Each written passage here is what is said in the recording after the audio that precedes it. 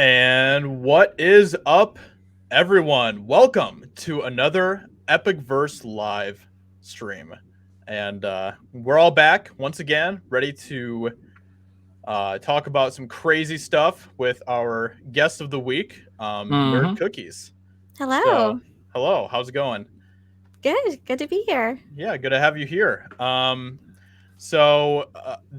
very excited to have Elaine on for the podcast or the live stream for this week because she is very much into a lot of sci-fi, fantasy type of stuff, which a lot of us are all into. We all have an interest in that here on the panel and stuff. And so I thought that we could have some really good conversations about that. I think it's a very relevant topic, especially with, we're in the middle of Dune, and we have Rings of Power coming out later this year, and there's yeah, exactly, and Wheel of Time, all of that stuff. So there's a lot going on with fantasy right now, and I think it would be a very interesting thing to talk about. And Elaine, you kind of got started with Dune, right? As kind of like your main theme for the channel, for your channel and stuff, right? Yeah, it kind of morphed into Dune. Started out doing or covering Star Wars and news about that. I think The Mandalorian was coming out right when I started my channel. So I was covering that first. And yeah, when the new news of Dune, the new adaptation came out, started covering that, and that just took off. So I was really happy to continue covering that, as well as the lore too, which I love to cover. News and lore is the kind of the focus. But yeah, you've been doing a great job with the lore stuff on your channel and stuff. That's been really cool to see. So thank you. And Dune is a very lore heavy book. Yeah. So yeah. When Josiah was like, "Hey, do you know who Nerd Cookies is?" I was like, "Yeah, I actually have a bunch of her videos saved because I've been watching all the Dune lore stuff." I'm like, I gotta pick up on this. So yeah, I've actually been watching your channel for a while now. So yeah. Oh, I'm so flattered. That's so nice. Yeah, that's really cool. You actually do a really good job, and I've seen other channels that try to do Dune lore, and I think they're just as confused because there's a lot going on. You break it down pretty well, so I was like, "Oh, this is awesome." So. Yeah, yep. So of course we have the man, the myth, the legend, Epic Mike here this week, coming back once again. How's it going, Mike? This week I might not be here. Just this week, yeah. I mean, we won't be here next week. We'll get to that in just a second. Yeah, we'll talk about that. That's true, yeah. But how's it going, Mike? Dude, it's going well, man. I just got back, like just a few minutes ago, from watching Everything Everywhere All at Once, and nice. Gotta say, it is probably one of my favorite movies of all time. Really? And definitely my favorite movie of the year. It's really, it is a very good movie. I'm gonna have to check it out then. I haven't seen it yet. So suck it. I'm just kidding. No, it was. I mean, Northman's really good, but it's. Yeah, I was. I think really surprised, and I will say this: that movie is how you do multiverse well. And kind of now that I've watched it, had I watched it before I watched Doctor Strange, I mean they're different, but I would have shamed Doctor Strange far more for their handling of multiverses. I had to laugh when I saw it was another multiverse movie because it really seemed like you were just like had to cleanse your palate. It's like, I've seen that. I've got to go watch something good for once. Yeah, it was too similar a topic. Yeah. Gotta see something good as far as multiverse goes. So I was just did they handle that aspect pretty well then? Yeah, they did. And Michelle Yeoh is amazing. She's a legend. But let's be honest here. I don't like movies with strong female characters. I don't like movies with Asians because I didn't like Shang-Chi. So this movie, obviously, I didn't like it, even though it is in my top 10 favorite movies of all time now. But I'm obviously just saying that to say that, Right, yeah, of course. Right. Yep. Well, I mean, that's pretty interesting that A24 had more confidence in a female to carry a movie than Marvel does. So, yikes. Dude, but that's because A24 produces some bangers. Like they are not afraid to just go out there and do it. Bangers, but so anyway, so but I'm glad to be here. Yeah, Disbrew, the dragon, the British dragon. How's it going? Dragon of Oxford. Yeah, I'm good. Excited to have Nerd Cookies on here because I watched basically everyone that trashed the Wheel of Time, which is the first time I saw one of her videos. Then I found out she did Stargate SG-1 videos, so I binged all of those. don't know anything about Dune, but Stargate SG-1 is, I think it's one of my favorite series. The amount of times I've watched that was insane. And although, Stargate Universe has its 3 starting episodes are some of the worst television I've ever seen, that improved so much by the end of this, like, the end of its run. I'm like, it's amazing it's the same show, and I'm still quite kind of annoyed that got cancelled, but it's still sore for me too. Yeah, it's like just as it was starting to get good, we're gonna look for this thing in the universe. I'm like, no, you're not. No, you're not. I'm now gonna find out what happens. Yeah, I still have a sore spot towards sci-fi, the Sci-Fi Network for that. And it's like I've always wanted it to come back, and then Amazon have bought it, and I'm like, no, kill it with fire. I never wanted to come back anymore. I've seen what you've done to Wheel of Time. You're going to destroy Lord of the Rings, and then you're going to destroy Bond and Stargate SG-1, and my childhood will go. If they buy Buffy the Vampire Slayer, I'm done. Oh, gosh. Oh, man. Can you imagine? I mean, Amazon is definitely not on a good winning streak right now when it comes to a lot of those beloved franchises. So, but I thought that would be kind of interesting because Disbrew has covered a lot of Wheel of Time and stuff, and Elaine has as well. So it'd be very interesting to hear your guys' takes on Wheel of Time, where it's going and stuff, a little bit later in the show and stuff. So, and then we have Ben. How's it going? Last Ben? and definitely least. It's going good. Fantastic. Great. Epic. Great. It's always great to have you here. It's always great to be here, of course.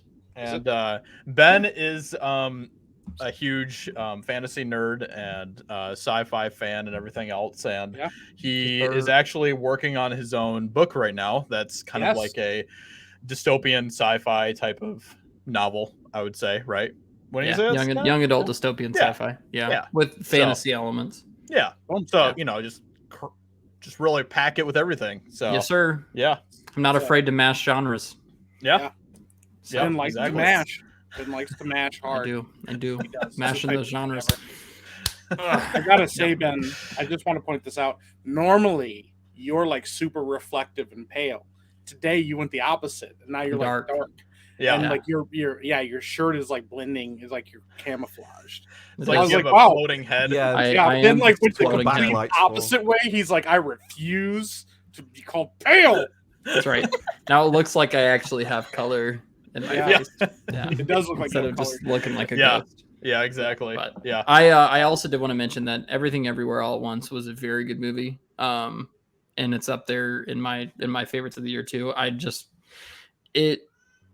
like how weird and original it was. And, for people who complain about there being no originality in Hollywood, go watch some of A24's produced films and you will discover some originality that's still there because they are not afraid to put money behind creators who like make just really weird stuff. And that is exactly what that movie is. It's a wacky time. Yeah, exactly. Besides Lamb. Yeah, well, I mean, honestly, there's hits and misses. They produce, but they're once again, it's that they're willing to put money behind these projects. That's really the big thing. So, Lamb was definitely a miss. Yeah, Lamb was lame. Yeah, but you miss 100% of the shots you don't take. I do agree. A24 is my favorite studio working today, just because they produce the type of films that no one else in Hollywood is willing to produce. So, and I appreciate that. And they're confident enough to have female characters lead their films. They're multiverse films, so that's I refuse to watch movies made by women with women in them. I mean, that's you'd think obviously a more common tactic among movies, wouldn't you? Rather than spending like $200 million on a movie, you could make like 5 lower budget movies and try and get a new IP that will go on for multiple movies in the future and make more money overall. But they're just not willing to like. That to me, that's lower risk because you're giving like more chances at a run than one major massive movie. But they just don't do it anymore. No, well, me and Josiah have actually we've been talked to about this like by people behind the scenes and stuff. Studios they know that if they throw a couple $100 million behind a movie that being able to say that they have a chance to fill more seats. So they're like not in, even if they make a movie for $5 million. And they make $20 million back, they don't. That's not interesting to them. They're like, oh, $15 million is nothing. They want 800 million, $1 billion. Yeah, so look at stuff they like just, Saw. Yeah. That was a really small budget movie, but turned into a massive franchise. Yeah. You can get those massive numbers later on by building up the IP. Yeah. Oh, right. I mean, look at. But they kind of they know that if they take a bigger risk and put more money into it, that they can try to convince more people to go see it. It's like it's a really, really, really backwards mindset. Instead of trying to make quality that does well over time, they want to just throw a ton of money at it and try to get as much back as they can. It's Do you think that still carries weight though? Like I hear 200 million now, I'm like, oh yeah, whatever. Like a Marvel movie, 200 million, they're all the same. Like that doesn't. Yeah, they all have that budget. It doesn't carry the same weight as it used to when that was really a big deal. But obviously, like I mean, a lot of movies make a lot of money now just because. Yeah. I mean, well, surprise, surprise. The people in Hollywood are not super flexible, and so they're still convinced that that's the formula, and they won't change because, like, I mean, Miramax. Was it Miramax? I think it was. Who's the studio that did like the Hunger Games and stuff. Was that New Line Cinema? I think didn't New Line produce them? Yeah, maybe it was New Line. Anyways, they were like that studio for a while. They took shots at like lower budget films. Twilight, they were like, we'll try it, we'll see what happens. Twilight blew up, and then Hunger Games and stuff like that. And then they started kind of getting out of that because they were starting to make so much money. They fell into the same trap. They started trying to make like bigger movies and stuff like that. But bigger doesn't always mean better. Yes. Yeah, that's why I was kind of impressed with Denis Villeneuve's Dune, because he had a relatively big budget. I think by the time everything was maybe 165 million, I think, after everything. And they had reshoots and stuff. But he really seemed to use his budget wisely. And of course, he already had the very source material. Like the story was already, you had a really solid foundation, and that needs to be the key. But also, like everything else, it felt like this will stand the test of time. I feel like the practical sets or real sets, and not heavily reliance on CG. He really knew how to put the money where it counted, and I think that's becoming a lost, in filmmaking. Because and Moonfall is another example where I think there's like several independent studios that made that happen. Huge budget. But the story was, I mean, it looked beautiful, and there were some really awesome moments in there. But it was really bad. This is a man who did Stargate, and I really like 90s Godzilla. I'm sorry, but had a good story. Yeah. But yeah. Denis, I think Denis is one of those people that, like, I'm sure you've seen some of his other movies. He's very good at using all of his resources really well, I think. But also, like, Dune is the biggest movie he's made, I think, in terms of budget. Oh, yeah. I want to say Blade Runner 2049 was big budget-wise, but obviously that was a huge flop at the box office, which is unfortunate because I think that movie's incredible. But, I mean, he's just, in my opinion, he's one of the best, if not the best, filmmakers working today. I mean, he's very good. Definitely. I would agree with that. And he puts so much weight behind story and character. He really does. Like, that's very important to him. So... Yeah, I mean, it's been a while since we've had a sci-fi film that had not only just the scale that Dune has, but also just has that weight that it has. Like there's something about, and I feel like it's been a while since we've had a film that's really had that type of weight to it, where just like you feel like you're totally immersed in that world. It doesn't feel, fake or artificial or anything like that.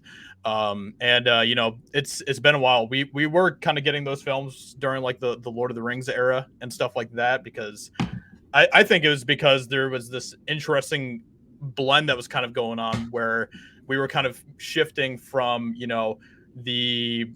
the age of like special effects to visual effects. And there was kind of like that age where there's a lot of blending of those two.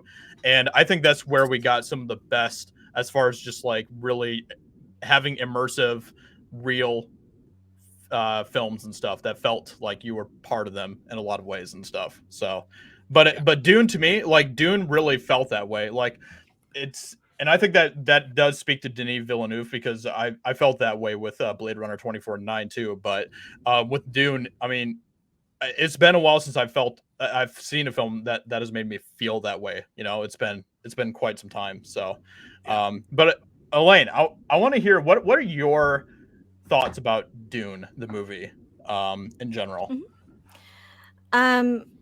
Let's see. So in general, it is, and obviously it's just one half of the story. So I'm very excited to see the conclusion.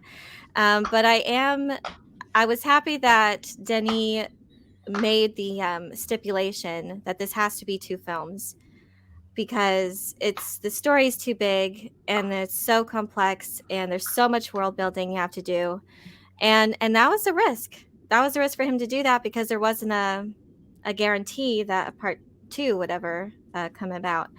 But I think that speaks to his understanding of the source material and this, the passion that he had for it. So that really came about. I was very worried. I mean, Dune is such a odd universe at times, but so complex, and it's kind of niche. It's not as well, known as other sci-fi fantasy properties. Not nearly close as to Lord of the Rings. And it's not that classic good versus evil. There's nuance. There's it's not black and white. There's a lot of grays, and there's a lot of so it's different. So I was worried that there would be that nuance that Frank Herbert instilled in this. He has such an interesting writing style. But Denis always said that this was something so personal to him. He liked, or he read this when he was a kid, and he actually did storyboards. He had a friend.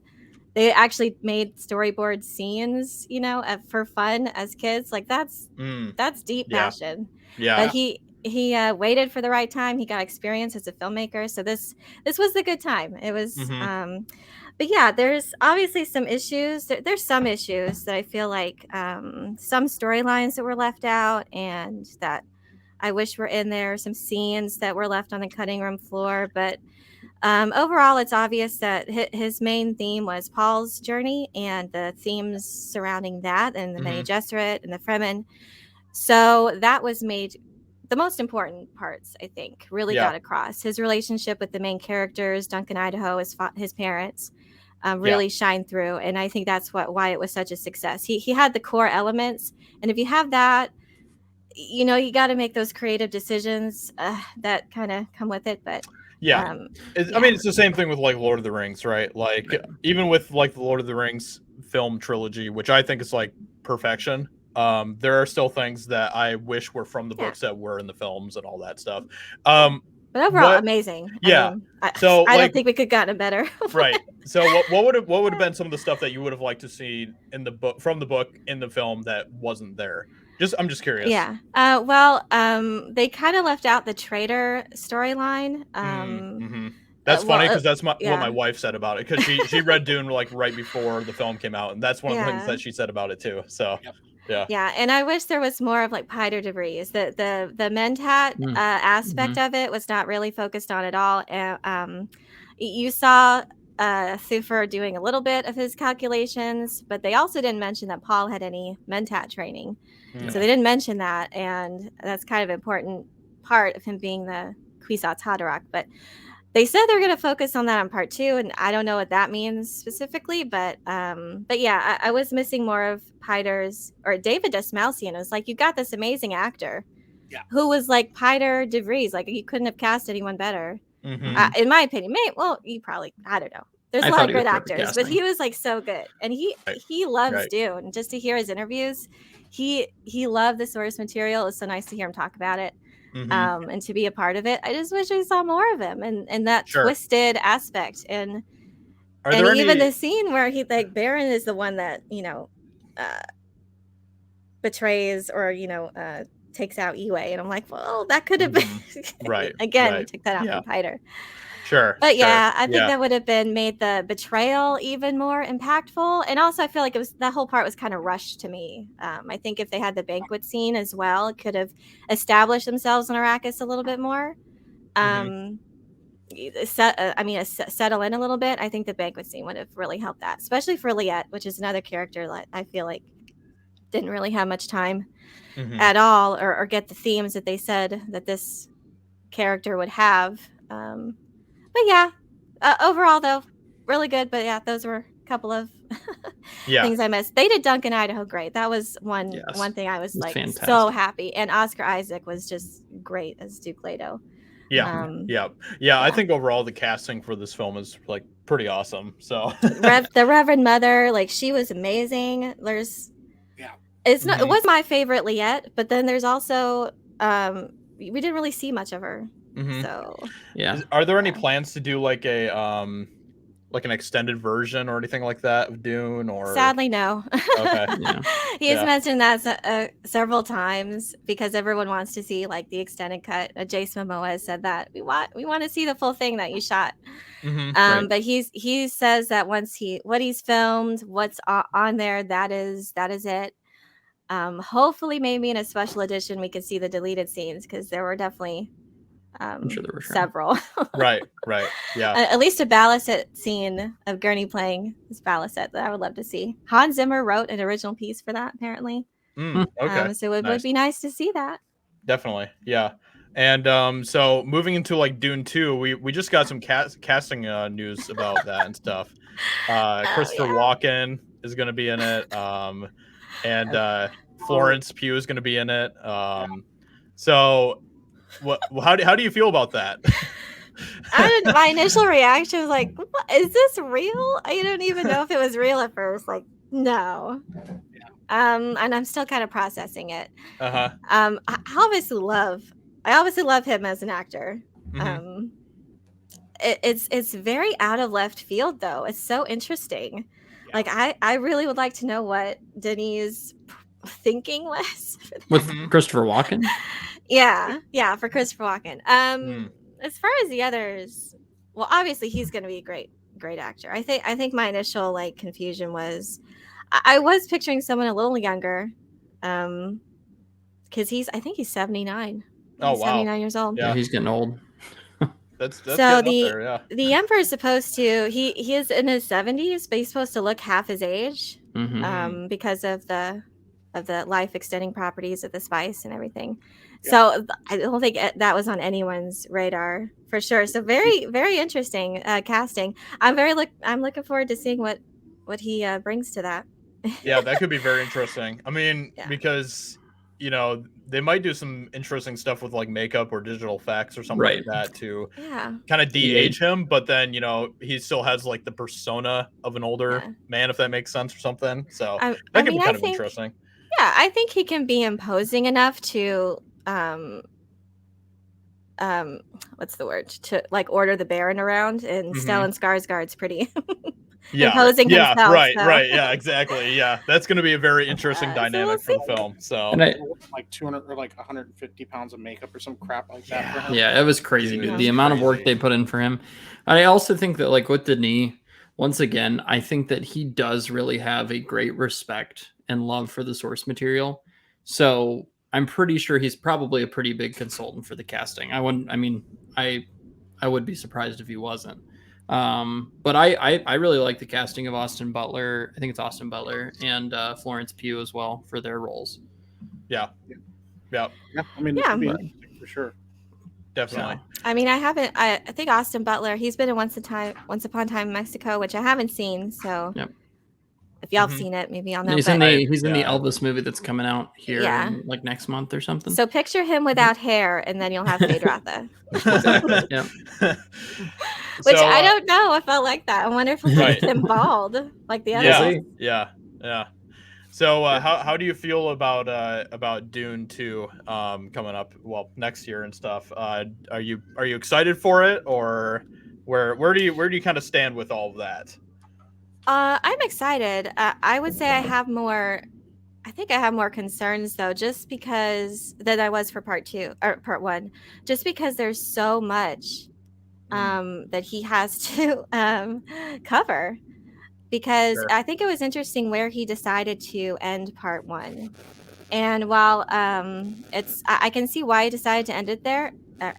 There's also what that leaves you is quite a bit left to do in the story, and then you have like a passage of time over at least 2 years, I think, and then so you have a couple pregnancies and And you also have more characters, and I feel like the Baron and Beast, we barely got enough of them, and now you have to add in these other antagonists, plus also expound upon the Mentats, the Spacing Guild, while also like keeping Paul's journey at the forefront of this tale. So I just feel like there's definitely more pressure on him now, I would say, but I'm excited.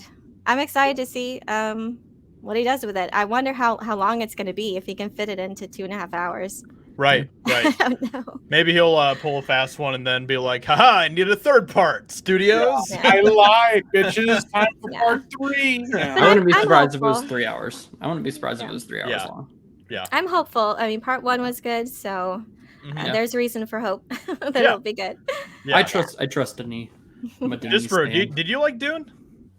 I have known absolutely nothing about Dune. That's why I've been staying quiet throughout. You haven't seen Dune? Really? No, the only thing I know about Doom is an old RTS game, which had little awesome. live-action FMV sequences. I love that game. I thought they were amazing. I probably should have watched Dune after playing that, but... Well, there's a new one, Dune Spice Wars, that they're, I think it's in beta testing. Oh, that's cool. Yeah, I've heard a lot about that. I have an issue with... like games which are on early access and stuff, because what I tend to do is I play them when they're not finished, and then when they're released, I'm like, I've already played it, so I never go back. Oh yeah. So with that one, I think I'm waiting for the full release. Is that supposed to be like an RTS game, or? I think so. RTS with 4X elements. Okay. So, are you a gamer, Elaine? Yeah. Somewhat. Yeah. Not. What are some games that you're playing or that you enjoy playing?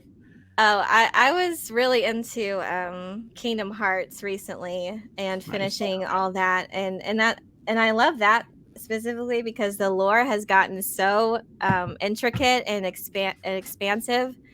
So it's been really exciting, and now the recent announcement of Kingdom Hearts 4 and all those other entries. I don't know, and I'm trying to also I was streaming Breath of the Wild on Twitch. Nice. So I have yet to finish that, and I need to do that before the second one comes out. Right. Mm-hmm. Yeah. So yeah. You gotta get on Fortnite. Fortnite is where it's at. Fortnite grind. I know. I'm definitely more for those like RPG story-driven games, and I'm not good at that. You should play Elden Ring. Yeah, there you go. I know everyone's playing Elden Ring, and now apparently outsold freaking Vanguard. Because Elden Ring is fantastic and Vanguard sucks. So I still have yet to finish the Final Fantasy VII remake. So. That's really good too. I love that game. Yeah. Final Fantasy so many games, so little time. Yeah. Disbrew, did you the one you were talking about, are you the one with like the cutscenes with like real people in it? Is that the one you played?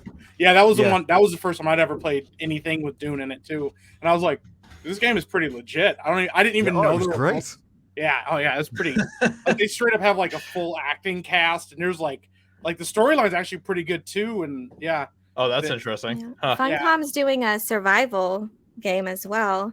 There was just some concept art that was released by Funcom, who does the Conan survival games. Yeah. Yep. Okay. Oh. Huh. So if you like that, then if you like Conan games, then there you go. Might be interested in this. Maybe Ben will be into that.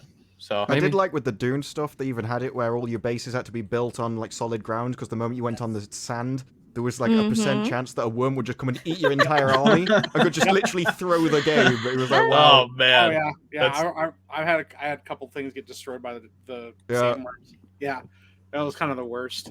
As a kid, I was like, "What is going on? Why are there worms in the sand?" But yeah, the end of the game is pretty great, like too, because you have to like pick a side, and you can like either have like the Freeman and stuff all on your side helping you out. Oh, dude, it was great. Yeah, they did a really good job of all the factions were entirely different playstyles as well. Yeah. Oh yeah. Yeah. Like the Harkonnens, they had like buzzsaw like vehicles that you could like run people down with. It was like all offense stuff. It was pretty great. Yeah. That's probably one of those things actually where I should never go back and watch those FMV sequences because they probably look awful now. But my memories of them as a kid, it's like they're sort of up there with everything else. Yeah. Fantastic. Funny. I gotta find that now. Apparently, Spice Wars, the new game, is really good, even in early access. So, really? Yeah, it's got like overwhelmingly positive reviews on Steam. Yeah. Or very I'm positive, having very positive, yeah. I need to get like a new computer, like gaming computer, like for that, because Yeah, I'm struggling to get my setup again. But yeah, I'm excited to play that. Yeah, that's It awesome. looks good. Yeah. It looks very good. I love real-time strategy games. Yeah, And Dune is perfect for that, I would say. Mm-hmm. Yeah. Well, especially because you've already got so many different factions and things like that. And this feudal society is kind of right. fighting over spice and power. So it's just perfect. Yeah, yeah. That is. I mean, it's been a while since we've had a good RTS game, so it would be nice. Age of Empires, baby. I mean, yeah, but Age of Empires came out like forever ago. That's true. That's true. Apparently, Age of Empires 4 isn't that good, so that's at least what I've heard. I thought it was just Age of Empires 2 reskinned, essentially, which I thought was the best one. I wasn't I honestly thought it was all right. Definitely the best, but yeah, there were certain people that they added or like countries they added that had some really interesting like skill sets, which I really liked. But it was no worse than something like Age of Empires 3 though. Like I've enjoyed all of the games, honestly. I haven't. All right. Well, maybe I should try it out. Give it a shot. Yeah, it was fun. I enjoyed it. Yeah. Yeah. I just need someone to play with, but yeah. I'd play with you. Sign me up. He's all alone. So real quick, I was going to ask because obviously, Disparu has been working his tail off on YouTube, and then Wheel of Time came out, and he was like, "I'm about to ruin this whole thing's career." And that didn't start as my intention. Yeah, I remember you were really excited about it, and then you were like, "Oh no!" So I know that that's how you said that that's how you found Nerd Cookies. Is she was also like, "The show sucks." So like, I kind of want to hear. Well, I would love to hear for people that haven't heard Disparu, like what led you to. Like, what was your first reaction watching the first episode of Wheel of Time, and then as the show continued to progress? And I kind of want to hear the same thing from Nerd Cookie's side of things. Like, so yeah, like Disparu, just kind of give us a breakdown of, okay, cool, I'm excited. Wheel of Time is getting adapted. This is awesome. It's about freaking time. And then your first thoughts. Yeah, because it actually has a long history. They sold the rights to another group that I can't remember the name of, and they were going to lose the rights, so they made a really bad. Just thrown together sequence of just the prologue of the book, and they paid for some spot on TV advertisement to renew the rights on the day it was going to go back to the actual wife of really? And then it went through court trials and stuff, and I didn't follow all of that kind of thing, but somewhere along the line they kind of compromised. It's like, okay, Amazon can make it, and you're like, Amazon, massive money, they can do whatever they want with it, it's going to be great. And then you heard Rafe Judkins talk about it, and Wheel of Time essentially is, if you want sort of the perfect thing that they say they want, which isn't what they actually want, then it would be Wheel of Time, because it is literally there's loads of strong women leaders, queens ruling empires, the Aes Sedai basically rule the world, and even people even like kings and queens have their own Aes Sedai to give them, lead them in a way, and give them advice and everything, so they basically puppeteer the world. And it's just pure women all the way down. If that's what you want, you could have had that. And Rafe Judkins thought, nah, that's not enough. And so within the first, I think it's like 38 seconds or something, they come out with a line that completely destroys the books and just lies about everything and throws men under the bus. There's a line in the first episode, which is, the power isn't for men make it dirty, only women should touch the source. And like, that's nothing like the books at all, where it's literally evil has tainted the source, but in this, men make it dirty, not an outside evil force. And the first episode, they kind of stick a bit to the books and they change it around a bit in the first episode. In the second episode, it's a bit less, but they quote some of the books. And then after episode 3, they set fire to the books and just do whatever they want. The people aren't the people, the cast aren't the cast, nobody looks like how they should, no region looks like they should, and they don't follow the story at all. And then they just call it Wheel of Time. So if you want a complete and utter destruction, and the thing is, if you want to know where Lord of the Rings is going with Rings of Power, that's it. The marketing strategy for Rings of Power is exactly the same as they used for Wheel of Time. They got the fan sites on board, so they got them. Coincidentally, everyone that went to the red carpet event to interview the cast, they all thought the series was great. Of course, yeah. And then imagine that. Yeah, you've seen it that repeated on a larger scale with Rings of Power, except they essentially got the wrong people to talk about it, and now they're coming back with a new group of people. Isn't that amazing? It's almost as coincidental as Rings of Power taking all of these different YouTubers out to London just recently, who all were just gushing about how great the trailer was and how amazing Rings of Power is going to be. It's crazy how that works out. Free multiple day trip around London, a coat. What was it? They got a £125 camera. They got like a book to write things down. They got sent around for various different trips all around Oxford. Didn't influence their opinion at all, though. Obviously, how dare you accuse me of building up this audience and then quite possibly just selling out because of it? I can't believe that you would dare. It's like, this was one of the videos. I'm like, of course I'll dare. What do you mean? Yeah, right. I'm not a shill. Yeah, so of all the things, it went from sort of bad to worse. And then they recently did JordanCon, where he said, oh, we're doubling down on this. Oh, we're going to take everyone, and if we can find some kind of relationship that was hinted at, we're going to show it to you. And if they don't have one, just going to give it to them. Just write it in. There's only 4.4 million words in the Wheel of Time. It wasn't enough to describe everything. It's fine. Wow. What a disaster. What a disaster. I tried to watch it. I've never seen or read Wheel of Time or anything. I tried to watch it. It's got nothing to do with it. Yeah, and I couldn't even get through the first episode. It was that bad. So, yeah. So that was my video about that. Yeah. So we have this for watching it and that happening to him. So yeah, go ahead, Elaine. Just what was your thought? How are you feeling leading up to it, and then after watching the first couple episodes and then watching the whole series? Well, so on my kind of the focus of my channel is basically when I'm interested in something, I cover the news. I try to be objective. I try to be informative, and I say what concerns me. I say what makes me feel a little optimistic. But yeah, mostly I just stay in the realm of cautiously optimistic. I feel like that's a good space for me to be. Yeah. So in covering it, I think I did the news about what we knew so far about it initially, what we knew so far about this adaptation. And I just find it interesting in general, specifically book to film adaptations, especially like in the line of Dune and one that I thought did very well. Like what would other people do with a pretty like intricate book series as well? And actually, I think there's you would probably like Dune Disprove, because there's a lot of, I feel, some similarities between the Aes Sedai and the Bene Gesserit. There's a lot of those similarities as well, like these powerful female institutions that are pulling the strings. And then you see like the differences there. So in the approach for Villeneuve's approach and Rafe Judkins. And Rafe Judkins said some very like encouraging things.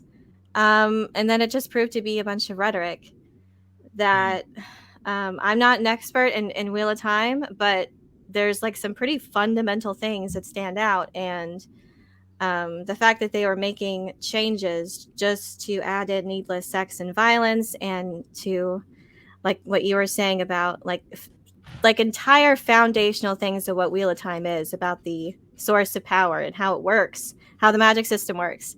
And they're just throwing that out the window. I'm like, okay, I think I know where this is going. And so I gave up on episode 1, but it looked so bad too. Like even from even setting yourself apart from that, like even like the lore aside, whatever, just as a show itself, a fantasy show, it was really bad. It was like I didn't care about any of the characters by the end of the first episode. And if you can't do that, you've done something wrong. And I had general interest in it and general knowledge, but for someone who doesn't know anything, I don't know how they could enjoy it. It's just basic stuff. Like if you can't get the audience to care about your main protagonist, you've done something wrong. Who was absolutely. That's one of the problems. The book has a main protagonist, and in this they threw it all out because they wanted to push it's other completely people to the front. different.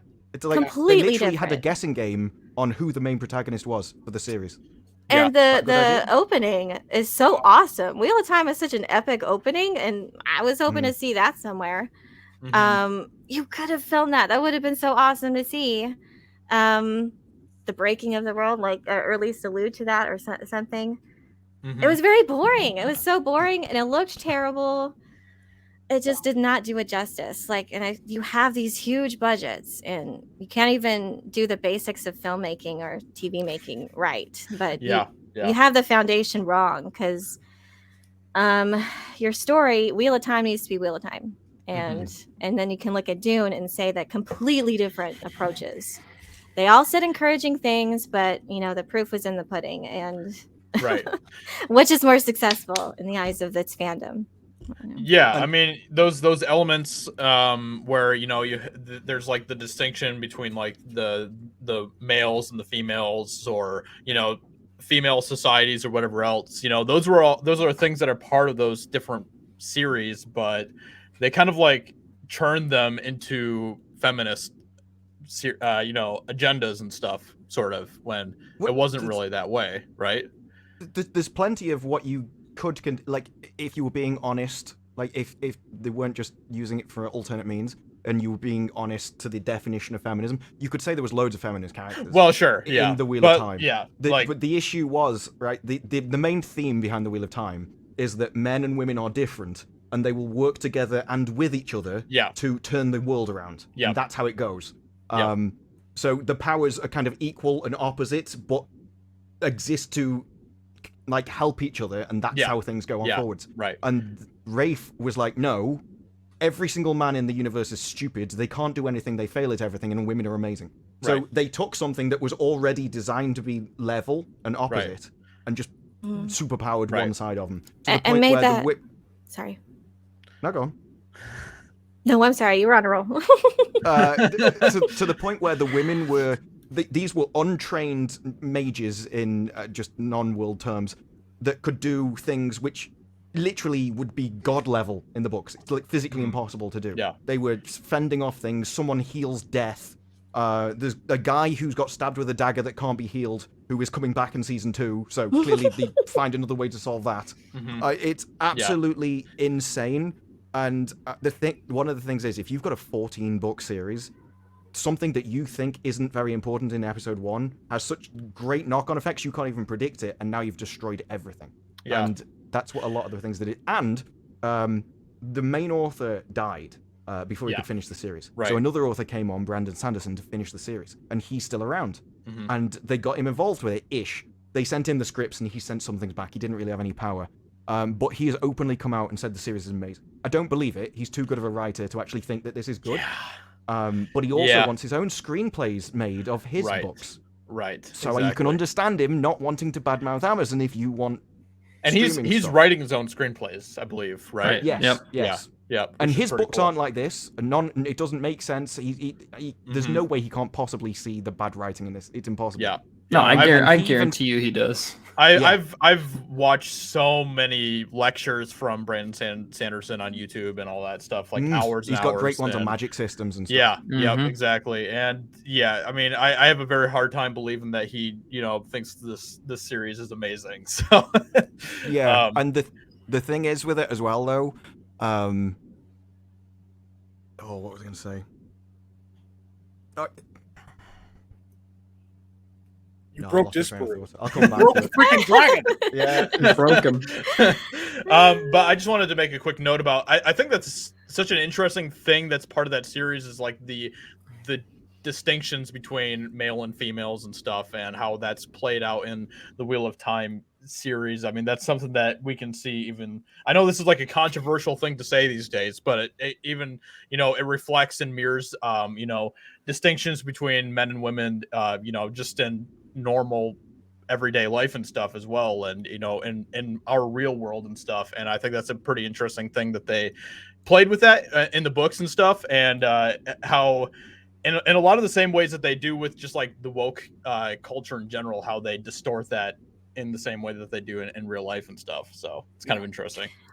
Yeah, it's interesting too, because I'm sorry, just going off of Dune has a very important part with like sex and gender. Like the Kwisatz Haderach must be male to accomplish what the Bene Gesserit want to accomplish. Right. And they have a female-run society, And also, because Jessica didn't have a daughter, it kind of throws everything into a spanner into the works.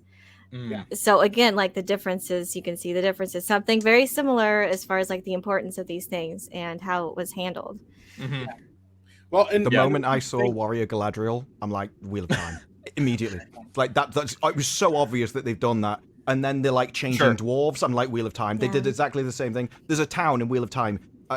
One of the things in Wheel of Time is that people can be recognized by how they look. So everything has to look there, or it doesn't make sense in the plot.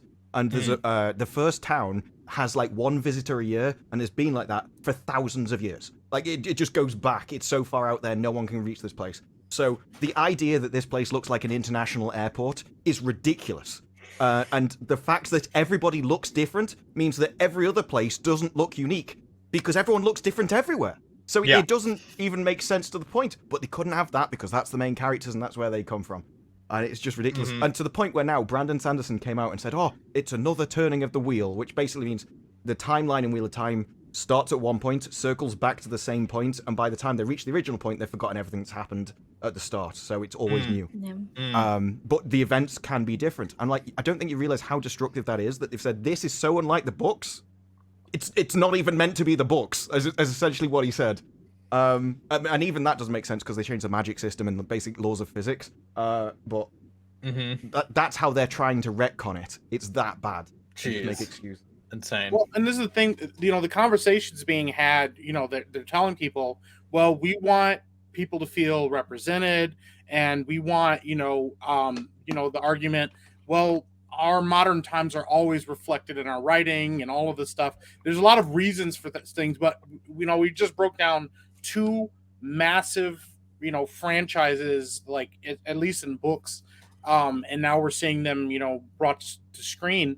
But we're talking about two franchises that have a very loyal fan base that have major female characters and women in power. And the fact is, the Bene Gesserits, in Dune, are an extremely powerful group of people.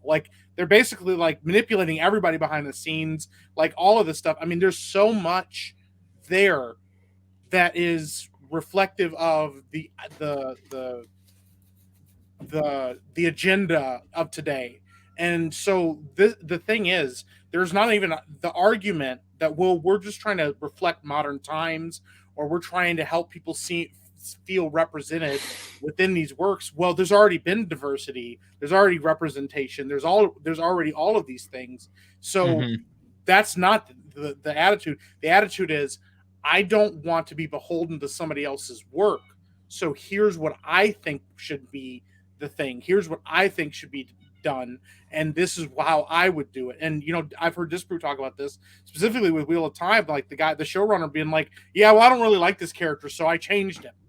And it's like, well, yeah, but the thing is, you decided to change him, so you're saying that the writer that did this isn't worthy of your writing capabilities. It's one thing, we've heard, like Peter Jackson, he said, hey, some of the things just didn't fit. I couldn't fit Tom Bombadil in there.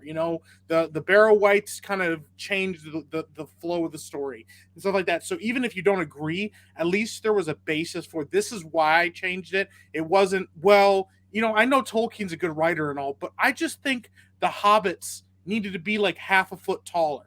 That kind of stuff doesn't fly. But to say, this is why we changed some of the things, and you may not like that, but we're trying to stay faithful, but we needed some changes. That's not what they're saying. They're just like, I didn't like it.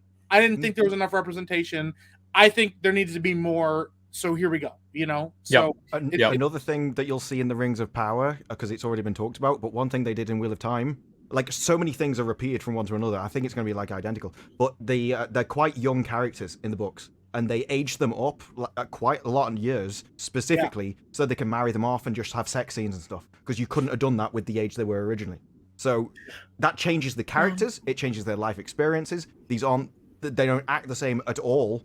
And with the reference to, they don't have enough time, we need to cut stuff out. That's what I was expecting. I was expecting to complain about scenes that they cut that I wanted in. No, they cut loads of stuff, and then they added in their own stuff. From about book 3 to the end, has nothing to do with the books. It's all just their own stories. Entire episodes are stories about characters that don't exist in the books. just because they wanted to show them.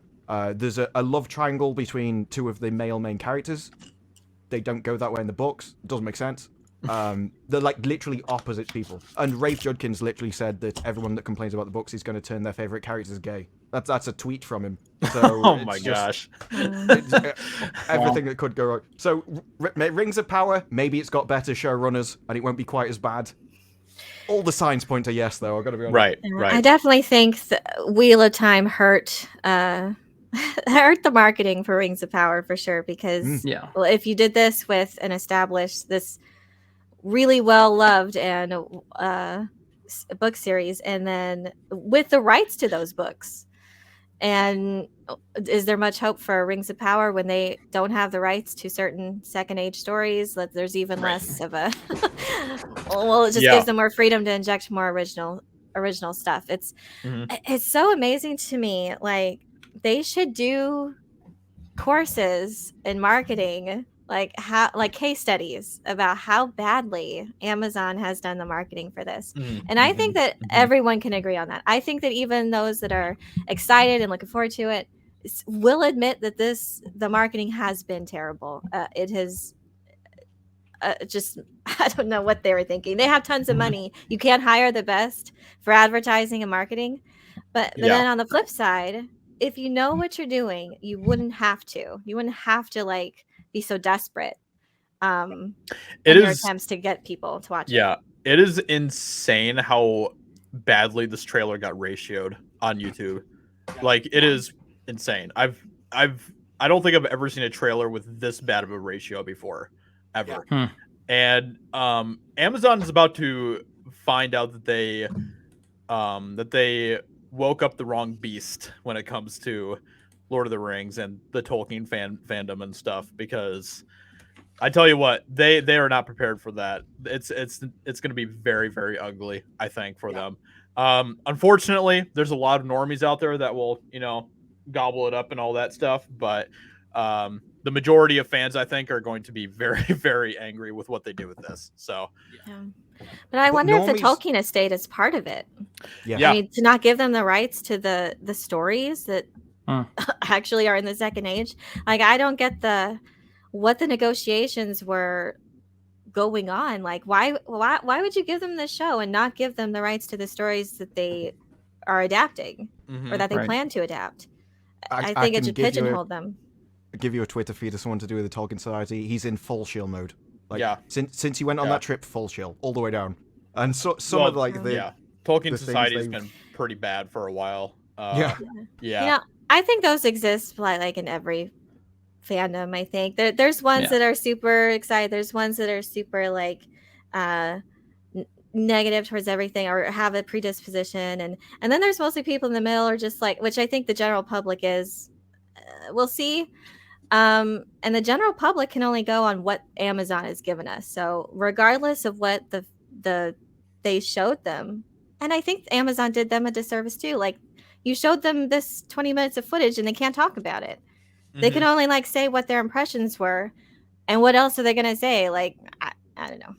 Yeah, because all the marketing. I don't think is it designed, helped. It's all because that's not the intention. They are focused on trying to hide people talking negatively about it, and so they know full well when they sent people on this trip that people were going to make comments about how that much influenced them. So they said, "Oh, you can talk about that." That gets all of the comments about that out the way. Then they'll drop the footage. They'll come back again with their really positive views about it, and then people will be talking about the trailer, not the fact they all went on a trip to see it. And so it's all washed away, forgotten. 5 minutes passed. People have short memories. Amazon is overestimated. The marketing's actually good. It's just not designed to show how good the show is. Yeah, well, it's funny that you say that, just because a video I've been shilling to everybody constantly is by a guy named Living Anachronism, who did a breakdown. Yeah, his video he did a breakdown on Amazon's Lord of the Rings, and that he was like, they are intentionally not showing any footage from the show, and they're only showing it to exclusive people, because then they can deflect and say, see, you guys haven't seen anything about this, so how do you know that it's bad? Which we've seen that argument been used multiple times. Well, you guys haven't seen it, so how do you know it's bad? You guys haven't seen any of it. We need to give it a chance. And then even to go as far as, what was it, yesterday or the day before yesterday? Well, typically shows don't get good till season 3. Oh so my you God. gotta give it a chance. That was OneRing.net. Yeah, OneRing.net.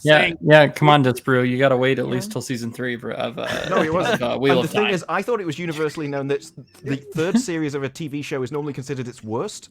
Because they've planned the first 2, and then the third comes around, and like, we don't know what we're going to have to do. We're going to have to set up something else. And so that's normally the weakest one. And like, no, that's when it really hits its stride. Yeah, I thought it was the third episode. Isn't that the thing? Like, by the third episode, then you know what it is? Now it's the third season. That's a common misconception. It's the third season. I think they got that wrong. Yeah, it's weird. It's crazy, you know? I know a lot of people Potentially think 66 episodes of TV show there. The amount of gaslighting in that thread was insane. Absolutely insane. Let me see if I can pull it up here because I want to read that because it's crazy. Yeah. I really haven't shared my opinions or thoughts on anything with Rings of Power, but I've been obviously a huge Lord of the Rings fan since I was a kid. My dad read them to me when I was little, and I loved them. You know, I've read those books tons of times. They've been a huge inspiration of mine writing fantasy and stuff. But in terms of the show, I think I just feel so apathetic about it all. Like I really just I don't hate it already, but I also just don't really care about it. I wish it was something that I cared a lot about as a Tolkien fan and a Lord of the Rings fan. I wish it was something I was excited about, but I'm going to be entirely honest. I kind of forgot it was coming out. I like really haven't paid attention to anything. And like, I never wanted a Lord of the Rings show to be something that I forgot was coming out.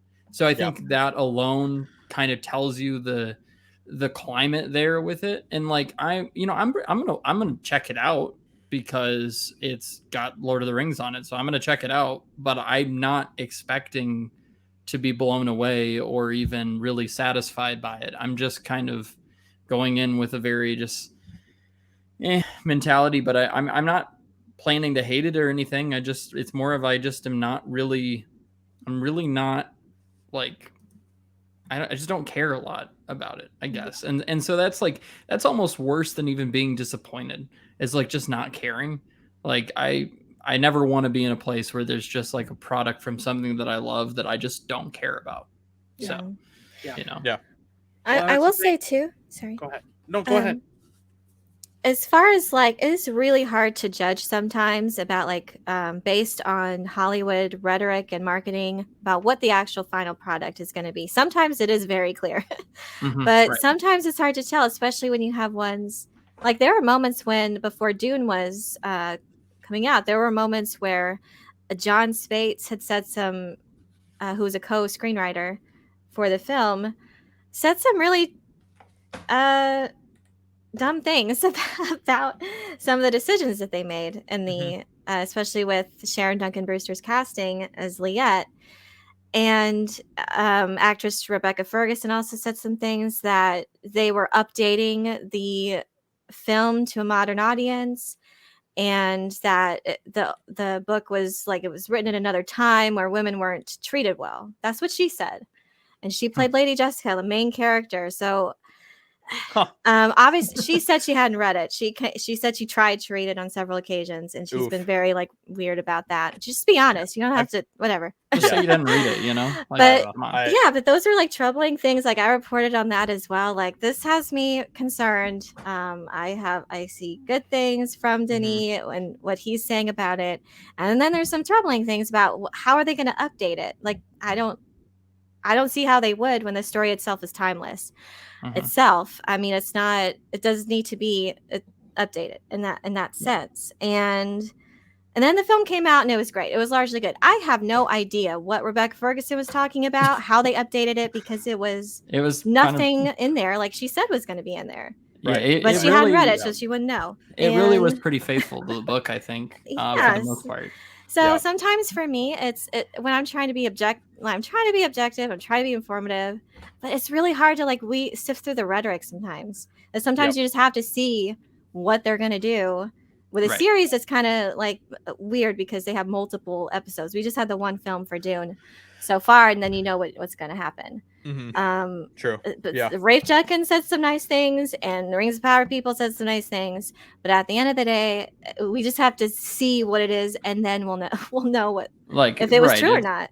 Yeah. Either people are excited about it, they're not excited about it. They think it's going to be terrible. They don't think it's going to be terrible. All of that's going to be confirmed for them, each specific person, when the show comes out. Well, there's one episode, and I'll know. Or I think it took me 3 episodes for Picard to get. I feel like three episodes is 3 episodes is kind of my trial run with the TV show. I feel like it's like I'll give it about 3 episodes to hook me, and if it doesn't, then I'm like, I'm just tired of the rhetoric. I really am. It's I just can't tell anymore. It all sounds the same to me. It's just another marketing ploy. Right. I think Denis was just like a rare. So when maybe you don't quite remember, but when the trailer for Dune came out, what was your reaction to that? Like, what did you think about where things were heading with the film after the trailer came out? Let me see. Well, it definitely looked amazing. There was the highliners. There's like some shots that really looked so good. Like the universe was lived in over 20,000 years old. Kind of, it really had a futuristic, ancient feel to it. Which is kind of hard to get right. I would say. There are 20,000 years in the future, but it's supposed to be feudal, and there's a lot of things that aren't modern. Yeah. Would you say that it looked and felt like Dune when the trailer came out? Oh yeah, definitely. Like Arrakis, that was like, I felt that was Arrakis for sure, and that was something to that. I felt like David Lynch did a pretty decent job. They at least filmed on location in Mexico, I believe, which is cool.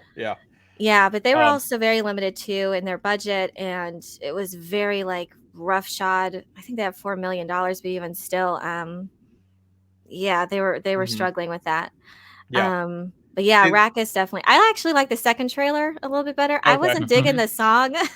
Right. The Pink Floyd song. But it was still cool. They had some really epic looking shots. Greg Fraser, who also did the Batman cinematography. Excellent cinematographer. Oh, so good. So that at least you felt immersed. I felt like I was transported, and that was nice. He also did Rogue One, which I think is one of the most beautiful shot Star Wars movies. So so see, that's the difference to me between like Rings of Power and Dune, just like from even like a trailer aspect. Like to me, Rings of Power does not feel like Middle Earth to me at all. And especially if you have read the Silmarillion and you kind of know, where they're going with the story and stuff and everything else and the lore and everything. Like, everything that they did with Galadriel in the trailer, like that's not Galadriel at all. And touching her hair was leading the army in her armor and all that stuff. And so those are some of the red flags that stick out to me just from like a trailer aspect. And where are they spending the money on is what I was wondering. You mean you can at least tell. You mean you don't like politician Elrond? Oh my god! Don't even get me started on that. Here's the thing too. You see with like this is just like generic to me, just generic. And I will say this, like the thing that has been the biggest red flag for Rings of Power since we started to get some actual information about it was when the showrunner said they wanted to make the novel that Tolkien never wrote. To me, that is disgraceful beyond belief. And is a huge red flag. One of the greatest authors of the 20th century, if not one of the greatest authors of all time, and you're gonna say that about him, really? Yeah, that's yikes. It kind of sounds like because meeting Disparu, remember one time he's like, Lord of the Rings isn't my thing, but yet here's a guy who goes, it's not really my thing, and he can tell you that what you're doing with it is garbage. He's literally like, I'm from Britain. They wrote this for my people. Yeah. And I'm not interested in it. And this is garbage. Right. We just, with Netflix, one of the things that we see Netflix's handling of The Witcher, I think is an interesting contrast because The Witcher is a much smaller story. There's a lot of like short stories in The Witcher too. Thank you, Miss Martin Muses. Yes, thank you so much, Miss Martin. We appreciate that a lot. and we appreciate you being here. Thank you so much. Yes. But we watched The Witcher season 1, and for the most part, a lot of people were really excited about it. Obviously Henry Cavill nailed the role as Geralt of Rivia and stuff. Season 2 was a little bit more hit or miss, and I know some people weren't a huge fan. And one of the biggest complaints was they felt they put not enough focus on Geralt. Like there's been one complaint about it, but the thing that most people are not complaining about is the setting. Nobody's saying, oh, the setting doesn't really feel like The Witcher. A lot of people are like, this feels like The Witcher's world. Like it feels dark and sad and hopeless, and there's a lot of hinting at previous things that have happened, but the adaptations for a lot of the storylines, even if you have criticisms of how they did it, they're trying to stick to the source material for the most part.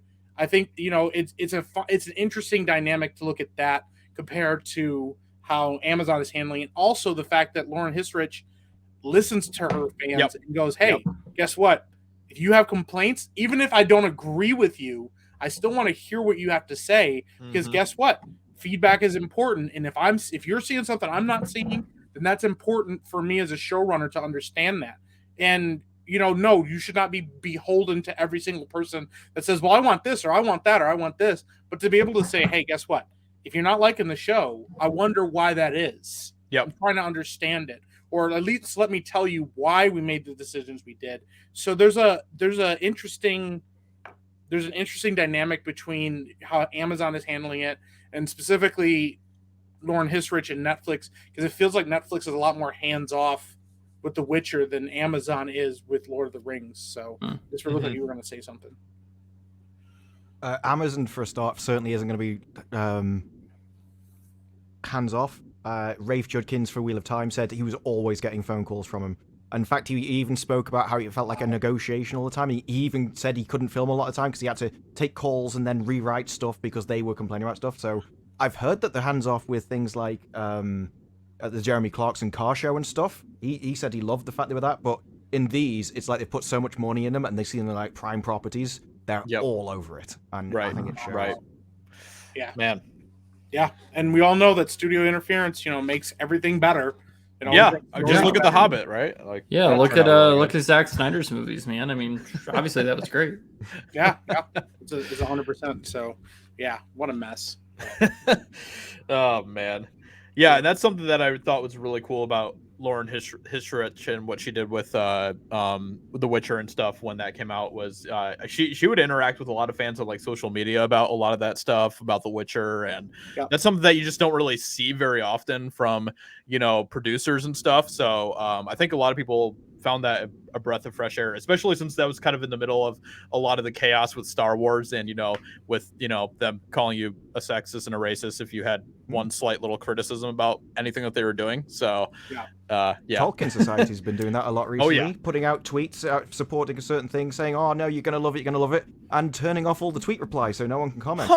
Interesting. It's very interesting. It's almost like they know what the response would be. Yeah, it's almost like they're scared of the very people that they're supposed to be representing, isn't it? It's weird. Yeah, it's messed up. Yeah. Wow. It's interesting too. I'm trying to think of when Dune was doing its ramping up with marketing. I think Josh Brolin at an event said that they specifically were told not to really engage in the fandom. I can't really remember how he worded it, but that's kind of the impression that I got, that don't engage in any certain parts of the Dune fandom. And I wonder if I kind of think that strategy there's definitely some merit to that. Just don't engage. Just let people have their opinions and let them voice their concerns. Let them voice what they're excited about. But if you start if people start getting in there, voicing their opinions, attacking the fans for whatever they're saying, that's just it's not gonna help you, because especially I think for Dune, they were like, we need everyone to come see it. We can't afford any controversy. So that's probably what their strategy was. And I definitely see the merit in that now when you compare it to what Amazon is doing. Just don't engage. Just let the fandom do their debates. Let them voice what they have issues with what you're putting out. I don't know, from what we've seen so far. and let it be. Just let it be. Yeah. I think with that, I think there's a lot of producers and people like that who do start saying stuff when the fandom starts saying things, and then they just start saying really stupid stuff. And you're like, why are you coming out and saying all this stuff? Because you're making people even more angry, I think, at that point. So like a hands-off approach for producers and things like that is, I mean, I don't think it's necessarily a bad idea. You know, because like you're just fueling the fire more if you say more dumb stuff. So I agree with that. I think that if you, especially if you're going to say dumb things that are going to make the fandom even more mad and stuff, then it's probably better not to engage or whatever. I do think that there could be like a healthy level of engagement with fan bases, and I think that would be something that would be kind of cool to see. That's actually something that we kind of want to do with like Epicverse and stuff as well, is kind of have some of that more engagement with our audiences and our fan bases and stuff. Because especially with this new day and age, I think that that's kind of important. So I think that there's a way that you can do that in a healthy way with your fandoms, but I think that most people in Hollywood are so out of touch with fan bases. They it's probably better that they don't say anything at all. So there should be courses that they are required to take, like How to or deal just with your social fandom? media persons, like how to be a normal person. Yeah, or just say like leave it up to one person that you hire, whatever firm, to do the social media activity, do that, who know what they're doing, and I don't know, who have a good reputation. But otherwise, just you just risk alienating essential parts of the fan base, and any fandom is going to have like disagreements. It's part of any.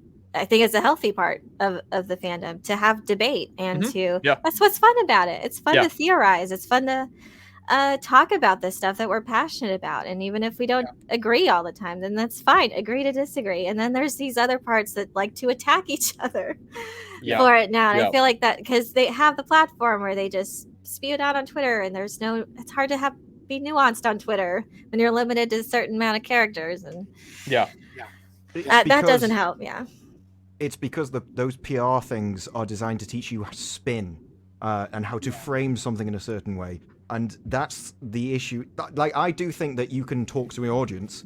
The caveat of that, though, is you have to produce something that your audience likes. It's that simple. That helps. Produce good stuff. Your audience will like it, and they get on with it. Game developers and everyone have all been taught that you shouldn't talk to people, but the reason is because they've been giving them trash the entire time, and so when they talk to them, it's a bad experience, so they say don't talk to them. But if you just give them what they want, amazingly, they'll be on your side.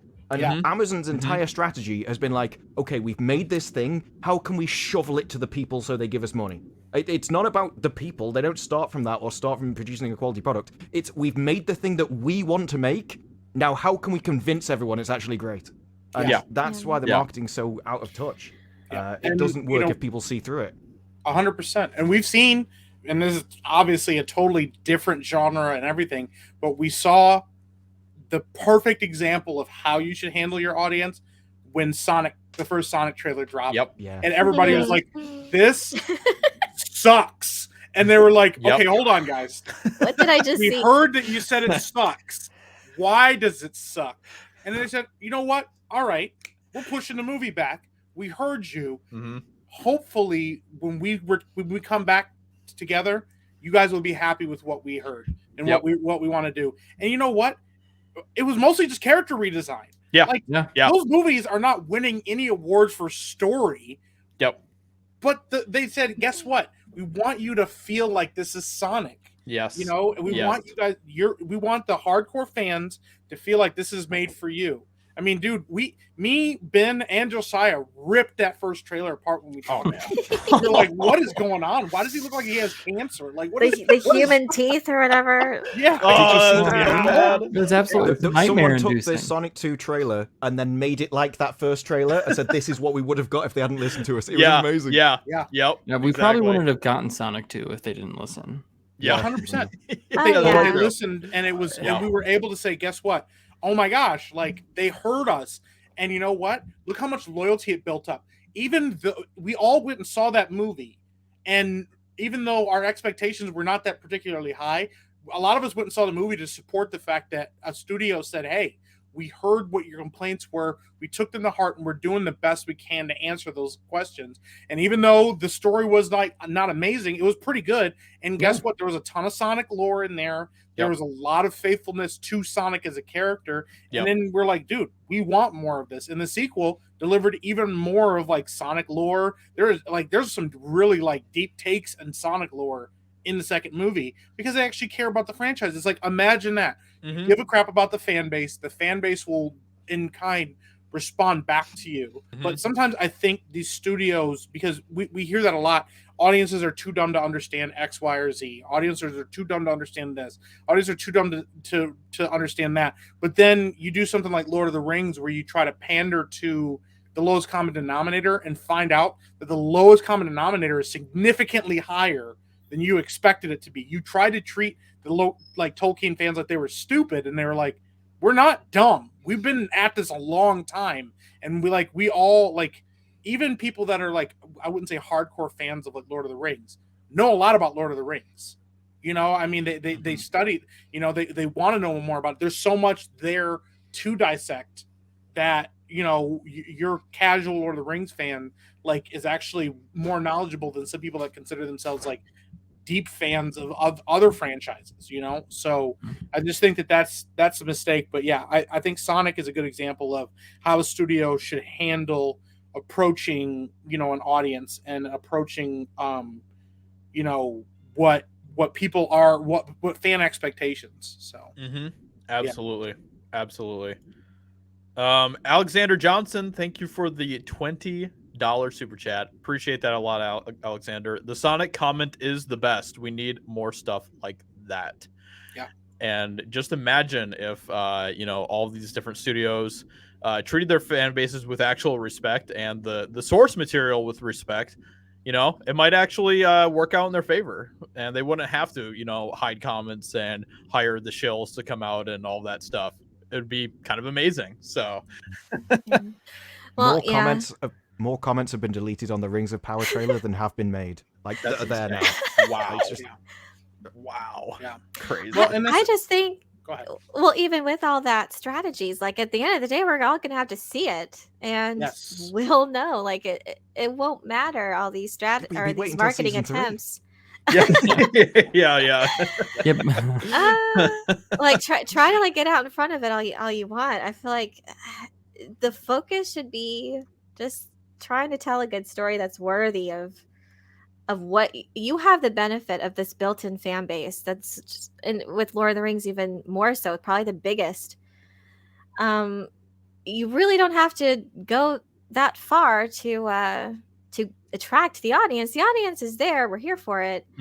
Your job is to present something worthy of the title you now have. That you have this stewardship of this beloved franchise and stories, and you just have to do that justice. And again, the ones that didn't do that, like we saw with Dune, whatever, Denis focused on the story and didn't really engage much at all, which is fine. He's focused on the work. Just focus on the work, focus on the story. And then, because either way, whatever attempts you try to advertise now, we're not done. We'll see it when it comes out, and everyone will know.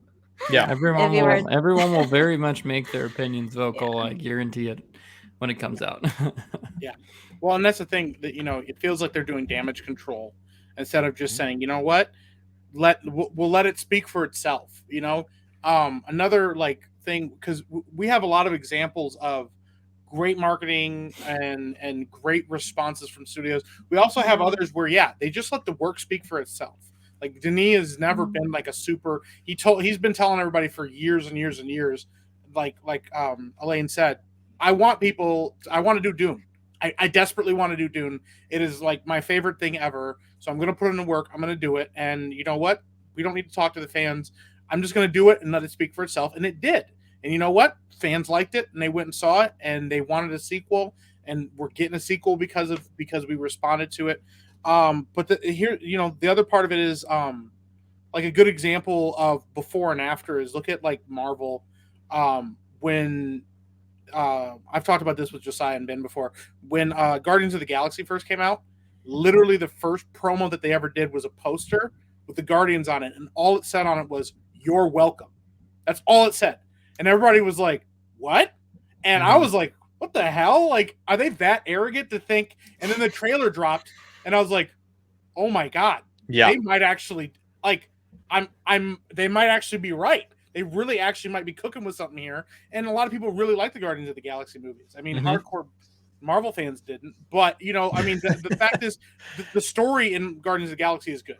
They're regarded as some of the better Marvel movies out there as far as storytelling, stuff like that. But like, there's a good example of that. And now we see like how Marvel handles things now, and how there's a lot of attacking the fan base. There's a lot of dismissing criticisms of things instead of there being that like, we know what we're doing is good and we know it's quality, so let that quality speak for itself. It's a lot of deflections. We saw it. They kind of let Simu Lee kind of run roughshod and talk all over social media about things and talk to the fans however he wanted to talk to them and say, you know what, guess looks like my movie made money, you guys suck, and all that stuff. And it's like, dude, who are you winning over with this? Because even if I was a fan of your movie and I saw you say that, I would be turned off by the fact that you're so rude to people that are criticizing your work. It's one thing, if they're trolls, you ignore them. And if they're fans, then you can engage with them without being rude or disrespectful to them, but that wasn't, so it's like we can see before and after of, let the work speak for itself. You're welcome. And then now, attacking people that don't like the work. So. Yeah, absolutely. And I do think Amazon didn't help by being so secretive for so long, about what the show is going to be about and what rights that they had.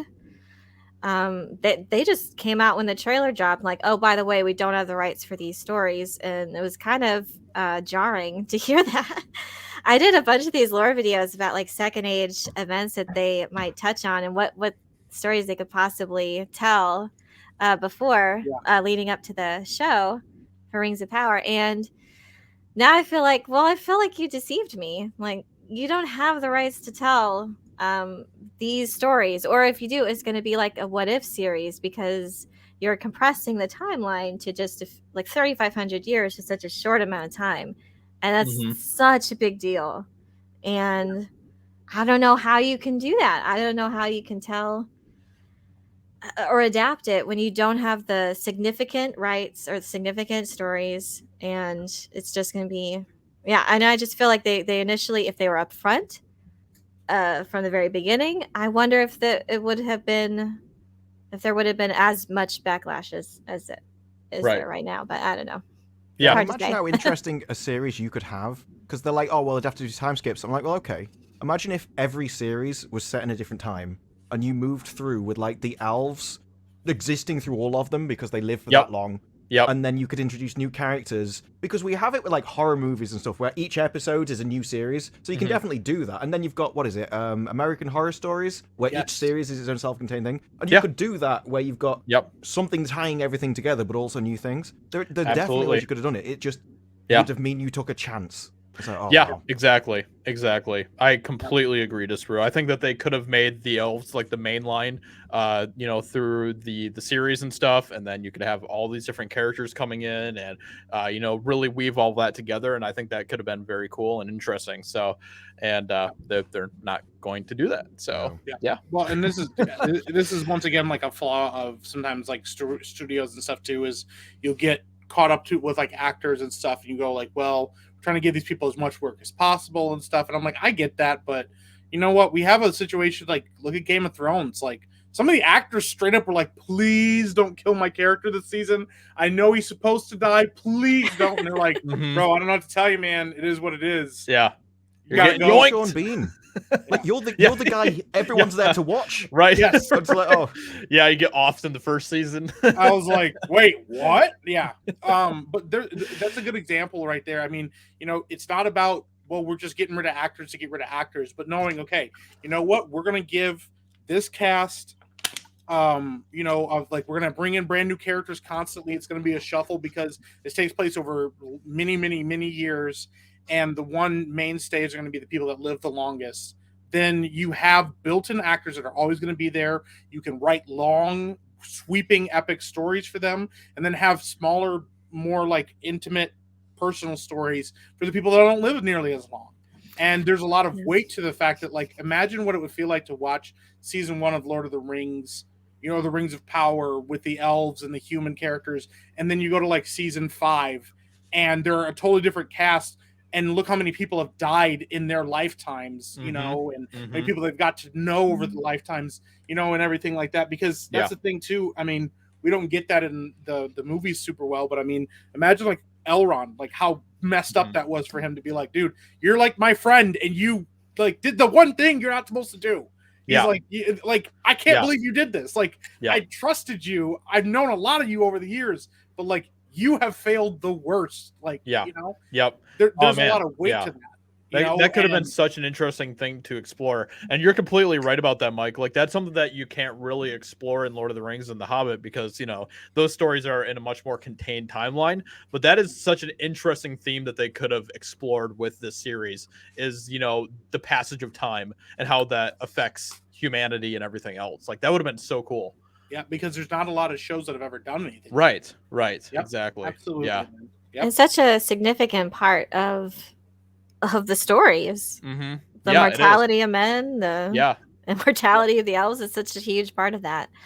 And to use the excuse of like, oh well, we need to, it just sounded lazy to not like continue to cast characters.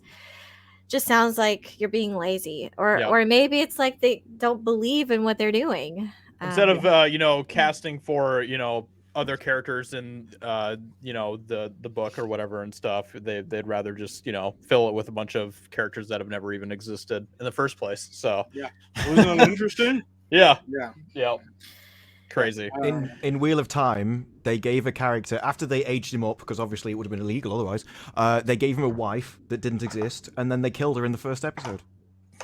Like, why did she even exist? Like, completely ruin the character. Right. Yeah, that bothered me. Oh. Well, and she died so horrifically too, and then the next day is just going off adventuring. Like, right. They were all, he didn't care. Like, he didn't care for the rest of the series what he'd done. Yeah. And there's all these people are trying to like retcon it back and say, oh no, there must be this secret conspiracy or whatever. No, it wasn't ever. It just happened how it looks. People were writing more interesting stories than were actually in there to try and explain what on earth had just happened. Yeah. It doesn't make a lot of sense. So they introduced a brand new character. Yeah. Just to kill them in the first episode. Yeah, and they said it was because people wouldn't understand his arc from the books, because he has this kind of warring sense of him between violence and pacifism, and they're like, no one would understand that, so they got him to kill his wife. So that's just not believing enough in your audience. Yes, well, exactly. Yeah. Well, it's like in Halo in the last thing. They wanted to show you something, and it was essentially someone was taking on someone else's biometric eye scan. But rather than just showing them putting in the contact lenses, which they'd clearly got from somebody the episode before, they had to show you the contact lenses, putting in the contact lenses, scanning the contact lenses, doing a zoom on the eye, and then it coming up going, security overridden, just in case you weren't quite sure what had been happening for the last 30 seconds. It was, They think their audiences are as thick as they are, and like, we've got to spell it out. Yeah, right. Yeah. Well, that's the thing. You're treating your audience as like you're dumb, and if you don't know what to look for, you don't see it as a casual audience member. That's not a knock on casual audience members. It's just, that's the thing. You don't know sometimes how bad it's gotten until you can like compare it to something else and go, look at the quality of this compared to the quality of this. And here's the thing, because this is a thing that they've been doing too, there's been a lot of campaigning against now calling out the flaws in Peter Jackson's trilogy. Well, Peter Jackson did this, and Peter Jackson did that, and obviously he had some problems, and there was a lot of divisiveness in his trilogies, and they're like, no, there wasn't. We were fine. We didn't like The Hobbit very much, but the reason we didn't like The Hobbit was the studio interference, not Peter Jackson. Yeah. So there was all that argument, and now there's all that conversation about like, well, there's all these problems and stuff like that. It's like, no, you realize that anything you make and anything you do is going to be compared to something that's considered amazing and well done. Mm-hmm. And so you have to try to make that thing look as bad, like worse than it does. You should be talking about how amazing Peter Jackson's work was and how awesome it is, and how inspired by his work you were to do this new thing and how they should be comparable and complement each other. Not, well, he had his own problems, but don't worry, we're going to fix it in ours. Yeah. You know, like the amount of gaslighting is absolutely just crazy. Yeah. You should, if you're flinging dirt, everybody's getting dirty. Yeah. You know? I mean, and even like with the One Ring, .net or whatever, and how they like came out and they're like, oh, well, back when Peter Jackson was making Lord of the Rings and stuff, and Ian McKellen, he's gay, and he was in the films, and everyone had a problem with that back then. And it's like, I don't think anybody cared. No, like, well, they found on a forum somewhere one comment, two guys being like, "Oh, isn't he gay?" Yeah, and they're like, "See." Yeah, the whole fandom hated it. That's what they do. That's what they do all the time. They find like the most toxic, very rare comments out there to try to make their point. And it's like, okay, you found one person on the internet who said this. Good job. Wow. I don't think. Yeah, I was gonna say. I think the majority of the fandom didn't care. No. Like, and I can tell you for a fact the majority. I think a lot of people didn't even know. So it's right. Neither that. Well, too. yeah. I mean, I don't care about their personal lives myself. Ian McKellen did talk about how he was gay and stuff. Like in the commentary, I believe it was for Fellowship of the Ring and stuff. And even that, obviously that didn't affect anything. Like nobody gave a crap after that still or anything like that. And and I was, like even in the forums and stuff, the One Ring.net, they had forums back then discussing the movies coming out when they were coming out and stuff. And all they could find was one stinking comment talking about that. Yeah. Crazy. Yeah. But it's gaslight. Like that's all that it is. Just gaslighting. 100%. So. It's just gaslighting. Yeah, just slinging dirt at what was before because you know that yours is not going to be up to the same quality. And the fact is, if fans go back and rewatch Lord of the Rings, like a lot of them will, they're going to see a discrepancy between what was and what is now, and that's going to cause a problem for the casual audiences. They're going to go, this isn't really as good. I mean, we see it with Star Trek now. Literally. The new Star Trek is so bad comparatively to the old stuff. They went back and started recasting characters for the original stuff so they can tell you that things are different now. They literally recast the entire original series. Yeah. And are doing a whole storyline that doesn't even really exist in Star Trek to tell you why old Trek is bad, but it's old Trek that they're doing. And it's the same thing with Lord of the Rings. You go back in time so you can fix problems that don't exist in the current stuff.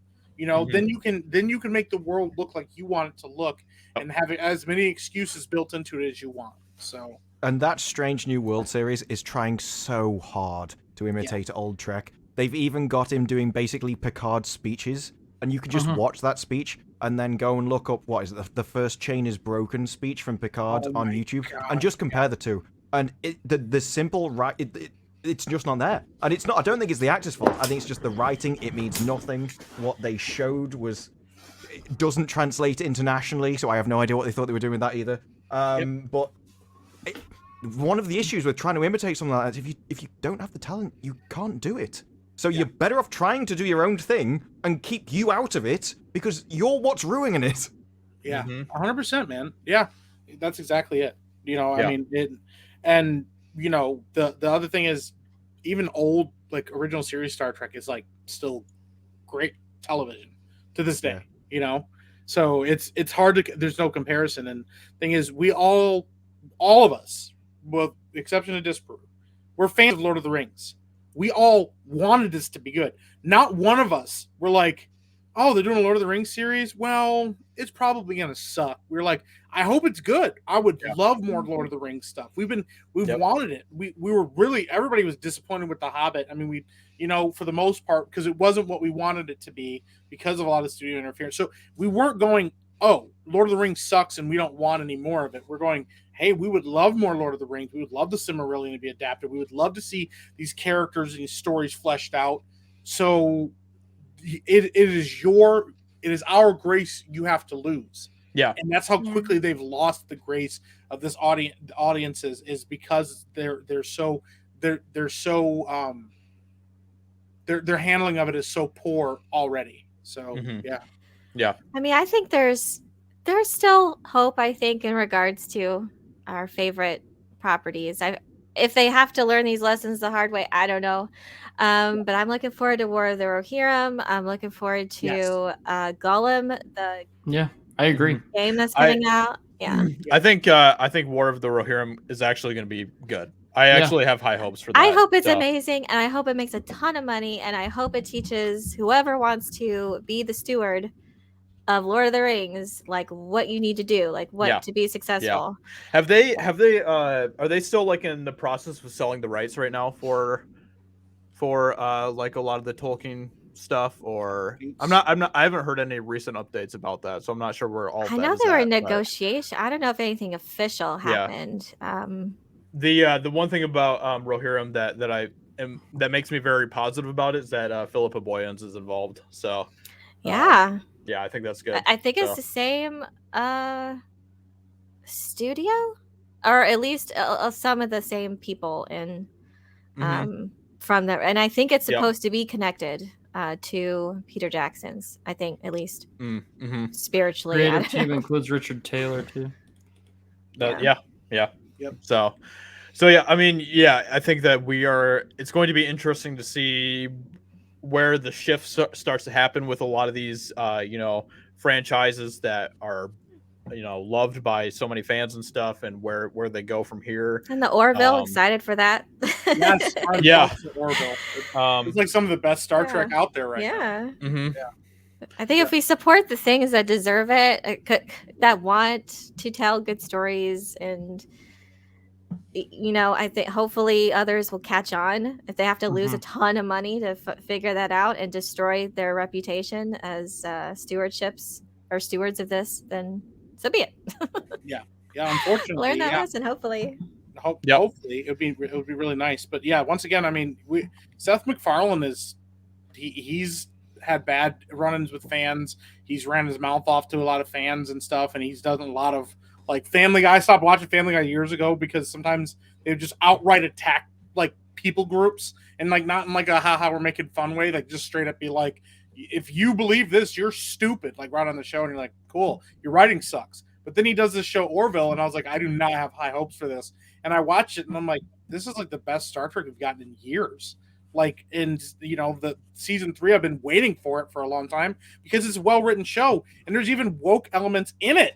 Like there's like transgender species on the ship and stuff, and none of it matters because the writing is not beholden to those characters and their sexuality or any of that. It's like, this is just a thing. This species of alien, they're all dudes, like, whatever. But like, none of that mattered to anybody in the writing because the writing was quality, and it felt like Star Trek, and it felt like an exploration of ideas. If you were in a futuristic society, not how can we insert modern day politics into this and then make fun of it or criticize it and judge it, make everything feel like it's modern day just with futuristic settings around it. So, and if you want an example of a bait and switch, that's The Orville. The Orville was pitched as a comedy show. It wasn't meant to be serious. Everyone thought they were essentially getting a sitcom, and then over the first series, it slowly morphed into Star Trek. And I don't know when it happened, but everyone started taking it seriously because that's how it started acting. And it was like probably 100%. The best bait and switch I've ever seen. Yeah, it was great. Several Star Trek cameos. Yes, it did. Yeah. We have a Babylon 5 cameo this next season, but it was almost like he couldn't sell Star Trek to them, so he pitched it as a sitcom. And it's like, now you like it and give me a bit more free reign, I'm going to make the show I actually want to watch. Oh, I hope it's good.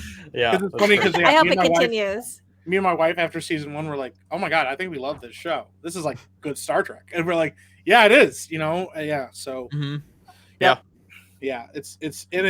it's funny because in contrast to like what we have now, like they even handle synthetic beings and droids and robotic people, and like look how Picard handles it, and you're like, oh, like obviously the writing is bad, so. And the thing is, it has reasons why stuff happens. Like I think it's in the very first episode.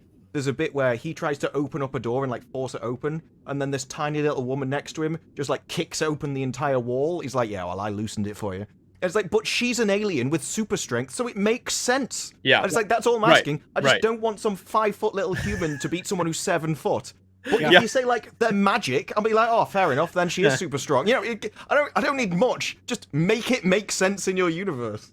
Yep, exactly. Sometimes all it takes is like, and this is something that I've learned from writing too, that sometimes all it takes is one line and even one line of dialogue to make something make sense. But a lot of the time people are too lazy to put that in there to make it make sense. Mm-hmm. Yeah, or just, have a character that, has super strength, be able to kick open a door. She's an alien. She was She grew up on a planet which had like 3 times the gravity that we do. Therefore, her muscles on different planets are super strong. But it's like, if you write a character that can kick open a door, but then you never explain why they can kick open the door, then your audience is going to be like, how did they kick open the door? Yeah. And that's it's just because she's a woman, she can kick open the door, which is what most people have gone to.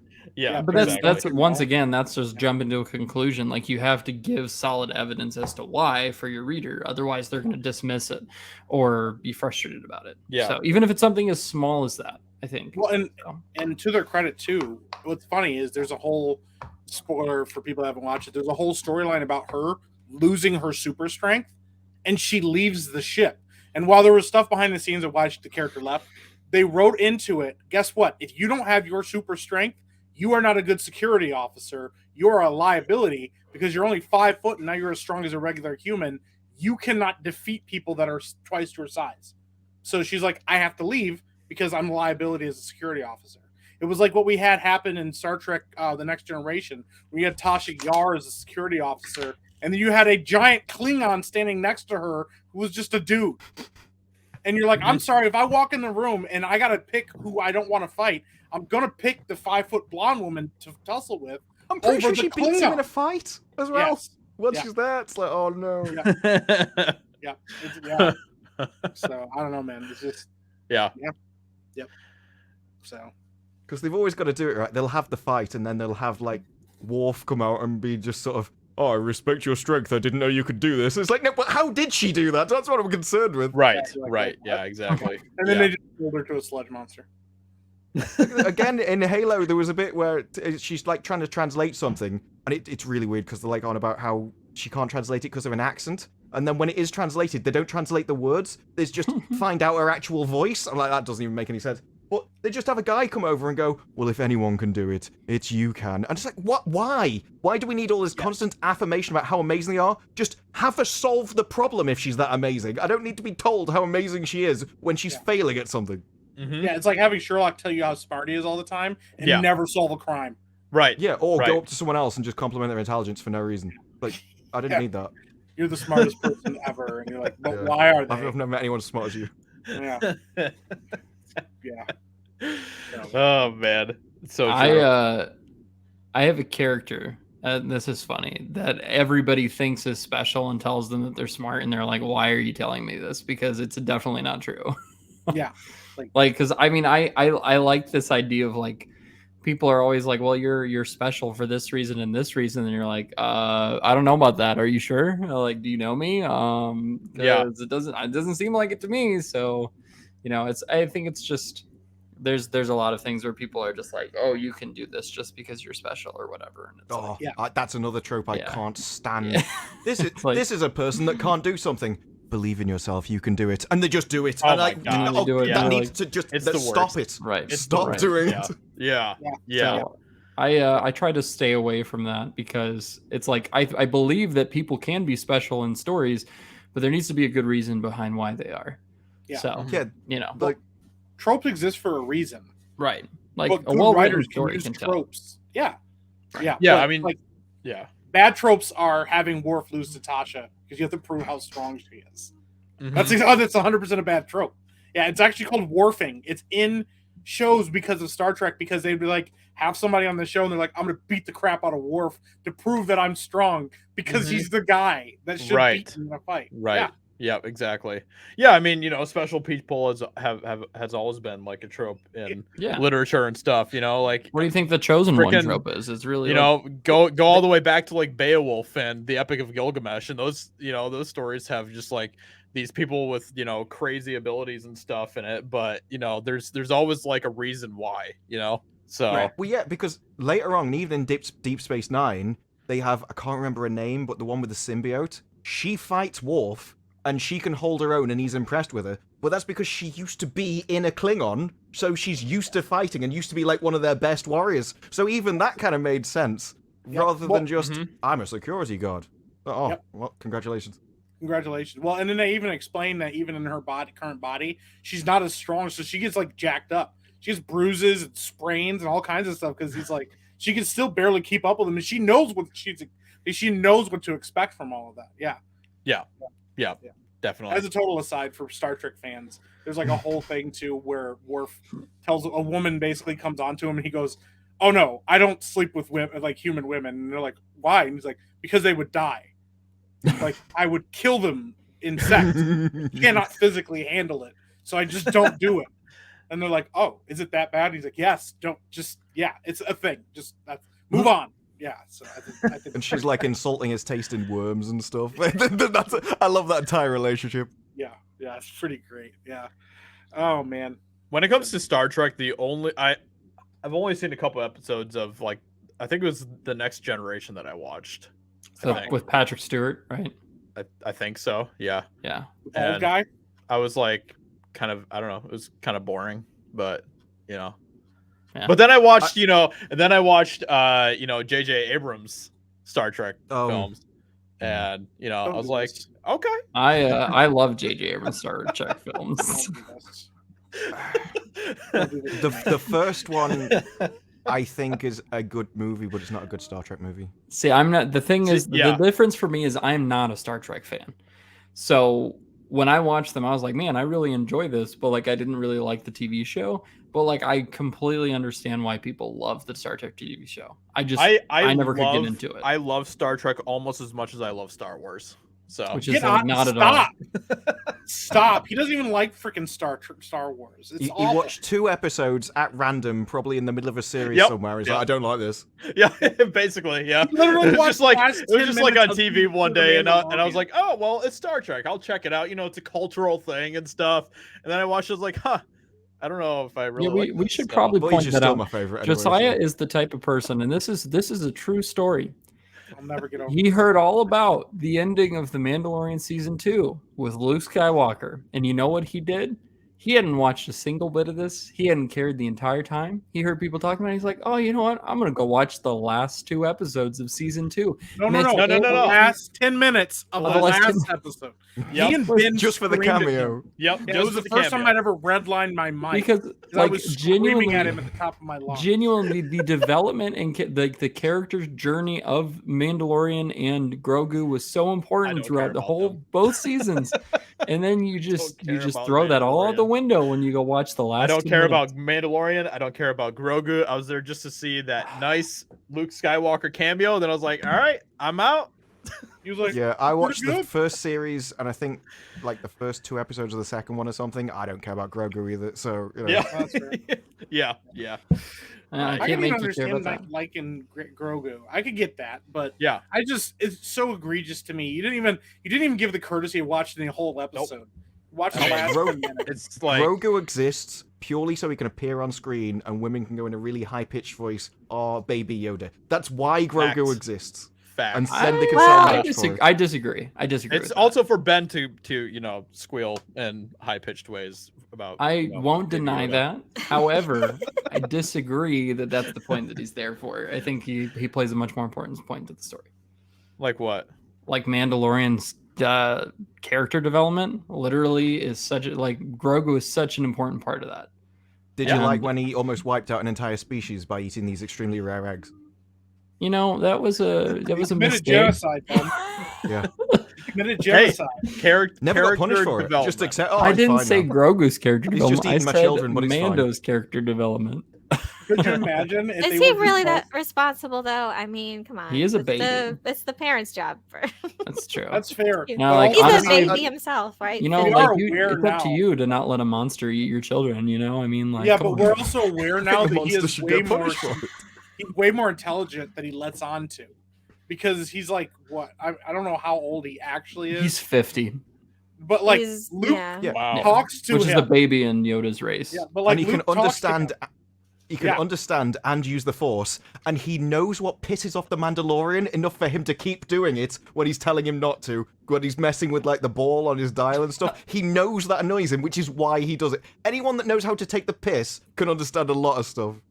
Yeah, it sounds like he sounds just evil. Yeah. Just, I don't want to hear it from you, Josiah. You're not even interested. You just bring up points and you just say things, and you know it's gonna piss me off because you won't watch the damn show. You won't even give it the light of day. You could have read the freaking wiki. I almost swore at you. You could have just read the wiki and caught up, and you won't even do that. All I'm gonna say is the Mandalorian is great.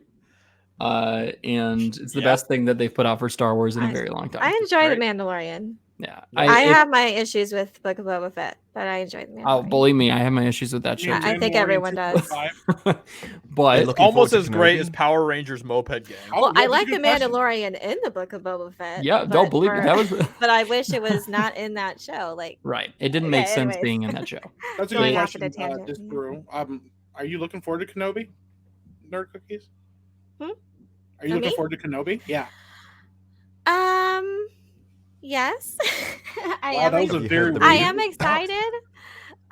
Yes. I'm hesitant though. Obviously, when it comes to Star Wars, I think more than any other property, I just am filled with more dread than optimism. I want to be filled with optimism, and The Last Jedi killed whatever optimism I had. So every time something new comes out, I just automatically have, I want these characters. I love these characters, and please do them justice is all I want. I am happy to see Hayden Christensen and McGregor united, but please be good. Please be a good story. Should I really break everybody's heart, including chat, with my hot take about the sequel trilogy? I haven't heard the leaks though, so I don't want to hear the leaks. I also haven't heard the leaks. I'm very excited about the Obi-Wan show. Wait, there's no way you enjoy the Disney trilogy, right? Do you enjoy? Hold on, come on, just hit me with this. It's worse than that. It's worse. You are about to. I'm looking forward to this one. I don't, but I think The Last Jedi is the best of the three. Is that 1, 2, or 3? Get out. He almost left. He almost left the show, Ben. That was me trying to look up the names, and I thought just tell me the first. Yeah, that's the second one. Yeah, the second one. That's the second one. The second one is why I've not watched Star Wars except The Mandalorian. Is that I haven't watched it since. The first one I found incredibly boring. The second one is the most boring film I've ever watched in my life. I genuinely I really the chat's being like kick Ben. They're like kick him. Yeah. I would if I could give you the essay, I would do it right now. But I already get the heat for liking The Mandalorian. Even for liking Dune, I get heat for. Well, people are going to get Lynch heat for fans. Yeah, for Lynch fans especially, they're like they thought I was a show. I tell you, Lynch fans are really, really passionate about that version of the movie. Like he did a good job for what he had. Yeah, what he had. Yeah. But for example, like in my opinion, I think that Denis did a better retelling of that portion of the book than Lynch did. So yeah, I have my issues with Lynch's take. Yeah. I feel like he was hampered by the studio as well in the short time span that they gave him. But he also made creative decisions that I do not agree with. Yeah. I love it. Typos or just rage. It's both. Dude's stronger than me. Like the chat didn't even get mad at me when I said that I watched just the last 10 minutes of. No, they just let you slide with that. Like, I don't care about. You're like, as well. It's fine, But then Ben comes along and he says he loves The Last Jedi. And they're just like, what? I did like I did not say I loved The Last Jedi. I said that I thought it was the best of the sequel trilogy. You used to love The Last Jedi. I convinced you to change your mind on that. I think separated. No, separated from. You started to come around and separated. And I appreciate that. Listen to this. Separated from the other two movies, I do really like it. However, with the other two movies, I just don't think they work as a trilogy.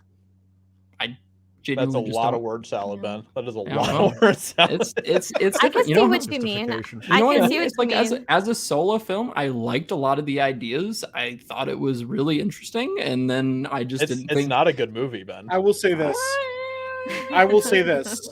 Some parts If look you have pretty. played, That's played true. Knights of the Republic 2, Mm-hmm. it made me not like The Last Jedi because nothing they do or talk about in that is new because a lot of those concepts are already introduced. But a lot of people have in not expanded played Knights of the lore. Old Republic too. That's fair, but I'm just saying in the expanded lore and even in the books, that a lot of those themes are explored. Yes, in better ways. They are explored. I agree. I don't disagree with that. But I think in terms of like exploring in the movies, it was like the first time we'd had it explored in live action, and I thought that was really cool. So, but I thought it you're was right. so boring. I wanted to eat my own foot just to feel alive. This brew is just sitting in the theater. He's like, man, my foot looks really tasty right now. Yeah, I just needed to feel something, anything. Just pain will do. Yeah. I will say that there are some pretty things in the film. So Yeah. I will give it it's that. competently shot. Listen, Yeah. Ryan Johnson is a competent director. He can Yes. shoot a scene, but he also had a good director of photography. Like it's not a badly shot movie. The color not at palettes all. are awful at times, but that's just because I genuinely think, and this is also another really controversial take, don't do this. but Don't I think do that the fight scene between Rey and Kylo Ren in the throne room is one of the best fight scenes in all of Star Wars. Gosh. I genuinely the way it is okay. The way it is staged, yes, the way She's the laughing way it at is you, staged. She's laughing at you. This is why we need to bring I Shane stand back by to that. the side. I stand by that. This brew is correct. Shame, Ben. Raging Rhino is upset. We need a bell. You want to hear some? No. Like, listen. Strip him naked and make him walk between the crowds. I think the best. Personally, I think the best fight scene in the sequel trilogy is in the third movie between Rey and Kylo, because she fucking loses, and she should. Okay. And then she literally does the very thing that we all knew she could do, which is straight up dark side stabbed him when there was no reason to do it. She's like, you beat me in a fight? Well, frick you, and stabs him in the gut. You're like, that's a dark side thing to do. You're a piece of garbage. You want to know another really hot take about the sequel trilogy? I think Kylo Ren's one of the best Star Wars characters ever created. Now, just on any other channel, I would have sworn. I can't tell if you're serious or trolling. He's 100% serious, Nerd Cookies. He doesn't lie about this stuff. He doesn't make it up to piss me off. He just says it, and he means it. No, I'm really not as I'm really not that passionate about it. Have you ever seen like any of these? I think he's got a weird face. I can't. He'd probably get one of the best performances. Oh, absolutely. Adam Driver's a good actor, but with what he had, I would give Adam Driver is an incredible actor. I mean, Adam Driver is amazing, but yes. Fight. Have you ever seen like a fight director or a fight coordinator break down the throne room fight scene? I thought you were going to say break down and cry. I was like, I'm sure that was where they probably do. They probably do. But it's okay. I've watched that, but bad. I've also watched a lot of people break down things I'm very passionate about, and it's the same idea. I don't understand how you like it. Okay, to be entirely fair, I'm really not that passionate about half this stuff. It doesn't even come up in my daily thought process whatsoever. But I did enjoy that fight scene. Throne room fight scene every day. No, wow, I really don't even think about it when I'm watching other things. But of the sequel trilogy, I really did like it. I did. Well, this is why I want Ben to be here. Because this is why Josiah has me here. I've got a lot of hot takes. He says he has some. He definitely has some hot takes. So I feel like I do at times too, but I don't know. Well, she was on your side for a couple times. Yeah, she saw this. She was on your side and then actively laughed at you. I tend to just openly. I tend to be a overall very positive person when it comes to things, and I like to give things the benefit of the doubt. However, I'm also not afraid to call out, movies like The Rise of Skywalker and say it was an absolute dumpster fire. And the writing didn't make sense, and it basically made everything that came before it obsolete. So, I'm not afraid to say that either, because it's true. So, yeah, I'm like that too. I feel like there's, and this is why I've been thinking like the past few days, like there's nuance for takes. I feel like a lot of us have like, there's things we like in a certain property, and there's things we don't like. There's issues that we have.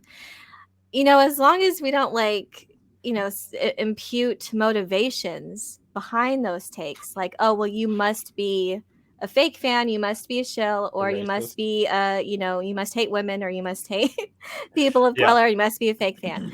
I think that's where like the problems arise, and what people quote unquote say toxic, arises.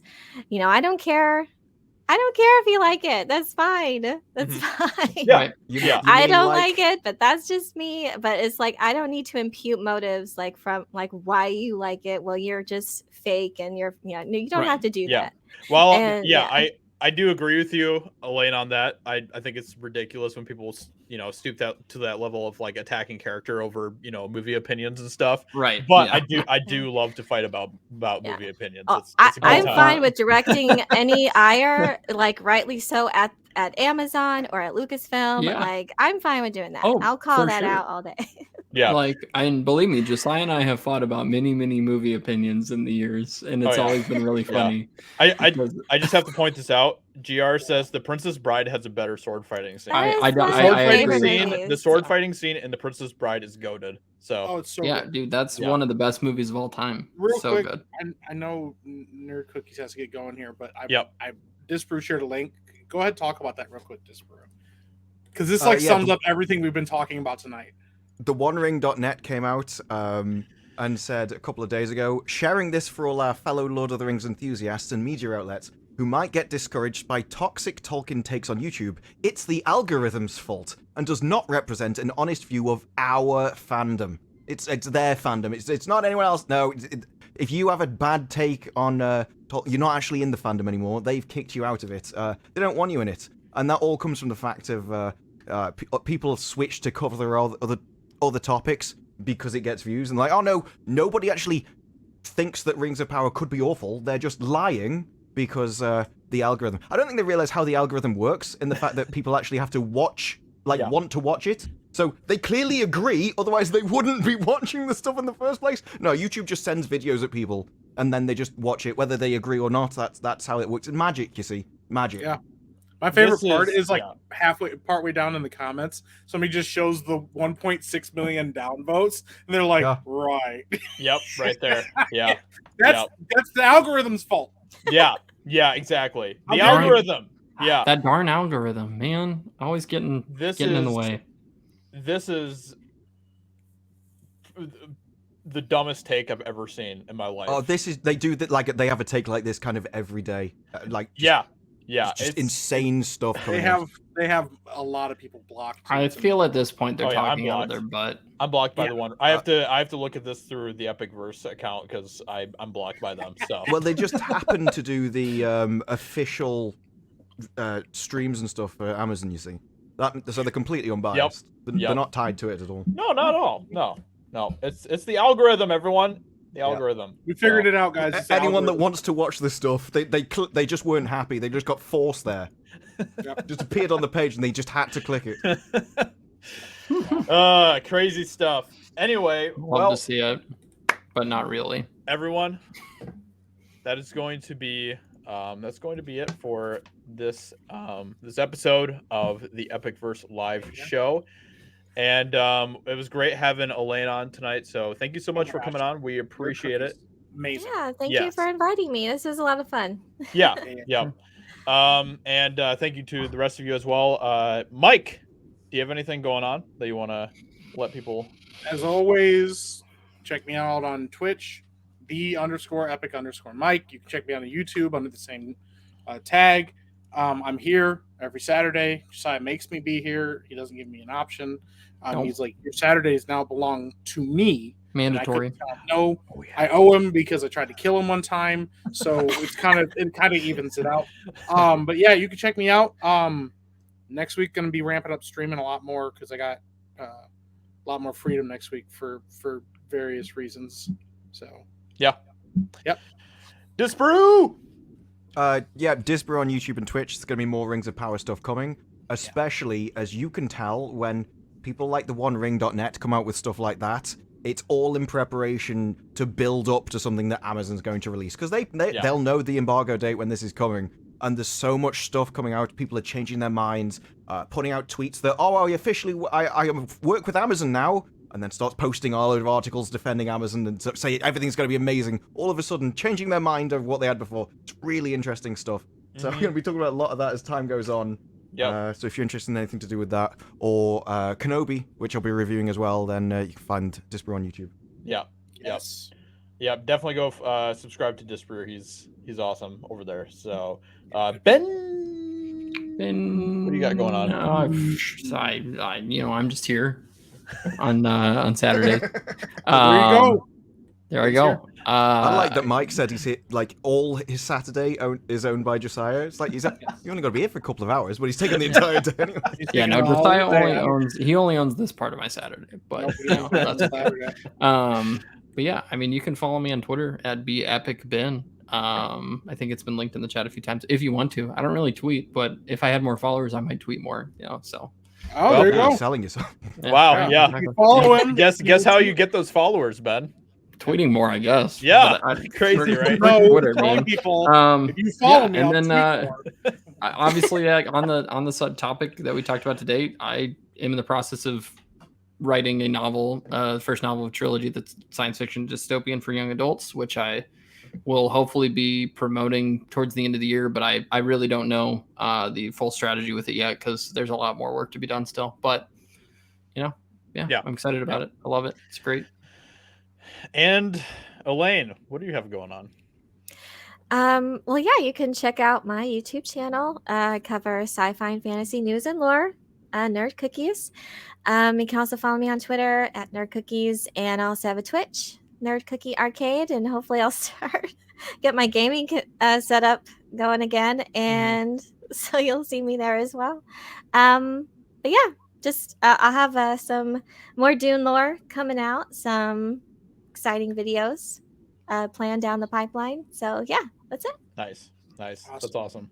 Yes. And just as a final hurrah here, make sure that you go subscribe to Epicverse Studios, and go follow us on Twitter and all that good stuff. We are in the works on some awesome stuff right now. Mike and I are working our tail off on that type of stuff, and we have some great stuff that we'll be showing you guys very soon. So make sure that you stay up to date on all of it over there. So with that being said, thank you so much, everyone, for coming out tonight, and we will catch you all in the stream next week. Have a great week. Bye. See ya.